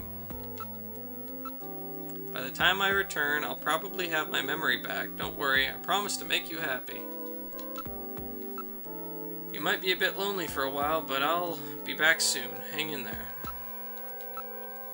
This kid has had such a rough time. She lost almost everything practically overnight. I just couldn't stand to leave such a cute kid all by herself. I'm going to memorize every detail of Katrina's lovely face so I don't forget it. But, Jillian, would you stop that? I feel like you're undressing me with your eyes. She's done a really great job. I owe her a lot of thanks. Don't worry, Mika. This is one job I won't mess up. Okay.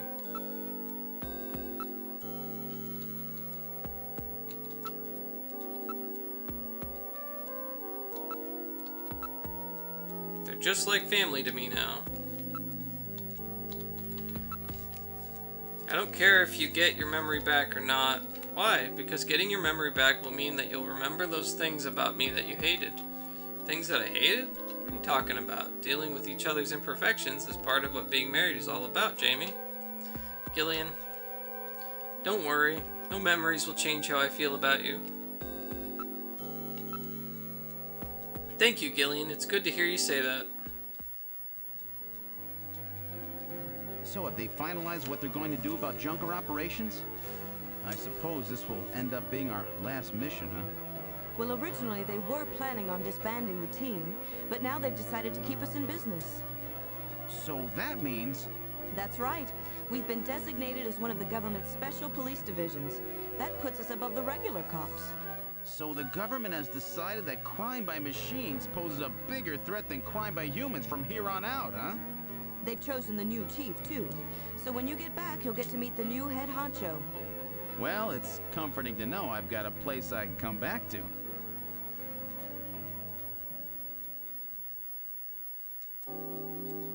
Have a safe trip, Second Lieutenant Seed. I'm a second lieutenant as well, so let's try to work well together when you get back. What? I'm a second lieutenant? How come my rank is even lower than what I had in the army, eh? Whatever you do, just come home safe, okay? When you get back from this job, you still have a dinner date to keep with me, you know. Don't worry. I won't forget my promises to either of you. Oops, almost forgot. Of course, I want to spend some private moments with my wife, too, huh? What's wrong, Jamie?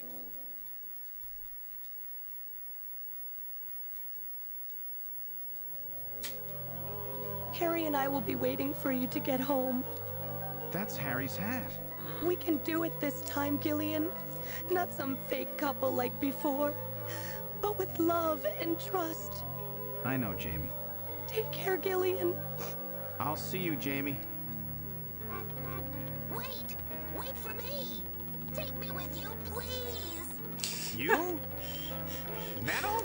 It's a SEGA CD. We didn't have a good frame to work with, so this is just a temporary body. Just call me Metal Gear, SEGA CD for now. So, they found your memory chip in one piece, eh? Random protected it from the blast of the beam. Random, huh?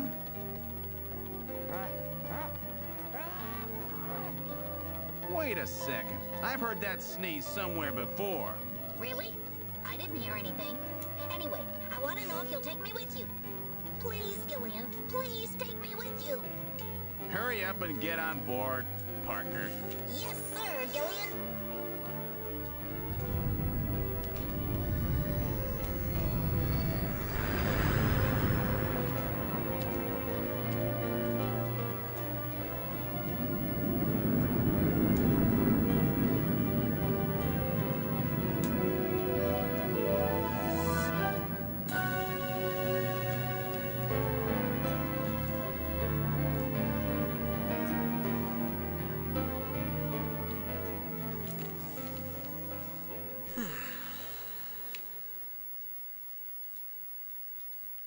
Throughout history, suspicion has always bred conflict.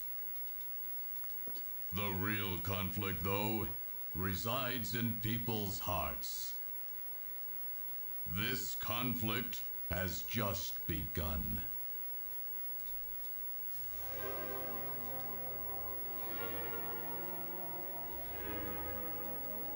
Alright.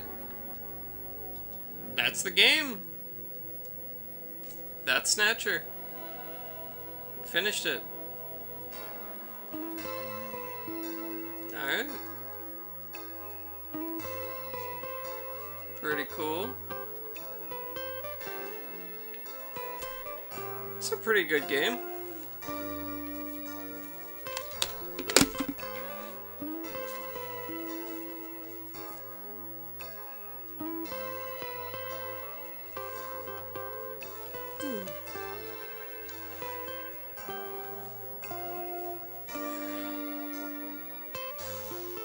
Not too bad.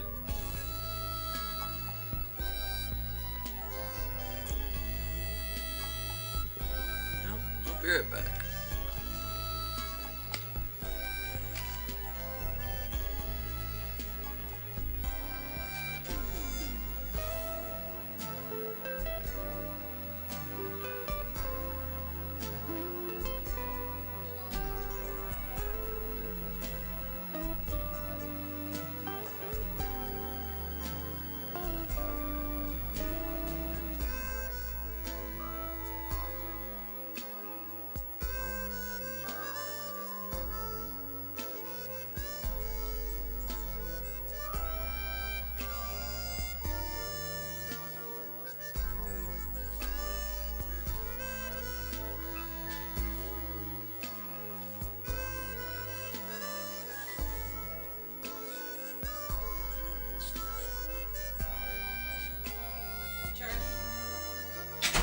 Say hello to the people.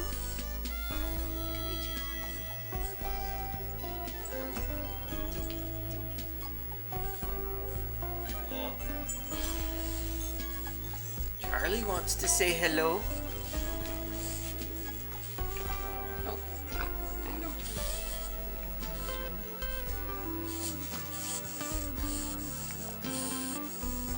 Say hello to the people, Charlie. Oh, yes, it's a hot dog. You're the hot dog. Oh, you're the hot dog.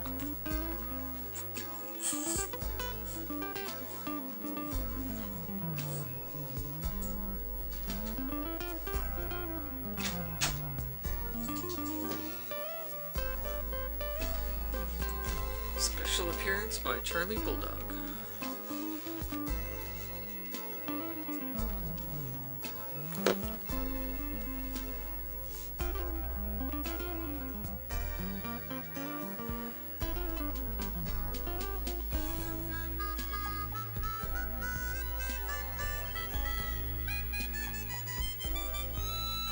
Metal Gear.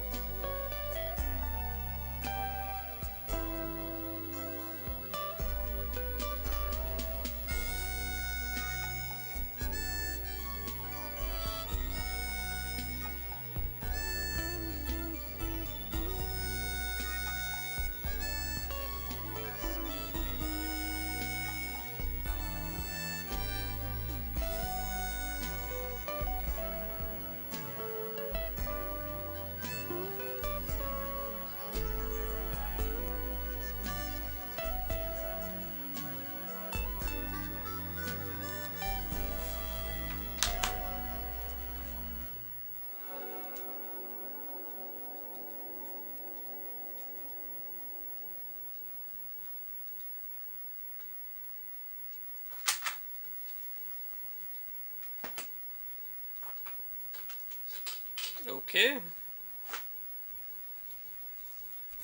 Is that it? Just... Oh, there you go.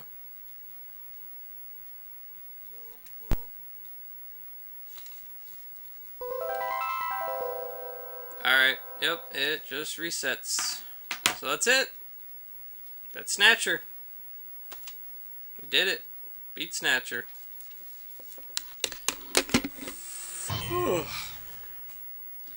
Pretty cool game. Not bad.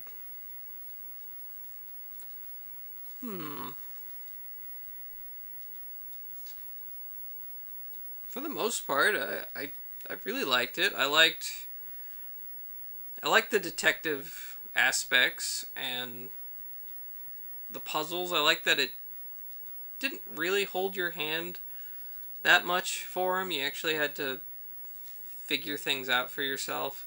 There was a lot of... It's very similar to like a lot of old text adventure type of games like this, where you have a series of, like, a list of commands, and then you basically just have to exhaust the entire list of commands until it'll let you proceed. And that can be a little bit frustrating.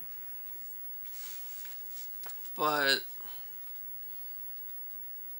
I thought it was not too over the top in that regard. It generally seemed to guide you a little bit as to, you know, if you couldn't just walk away when you hadn't yet exhausted everything, usually, which would of course make it take much longer. If you know, if you're in a room and you have to exhaust all of your options before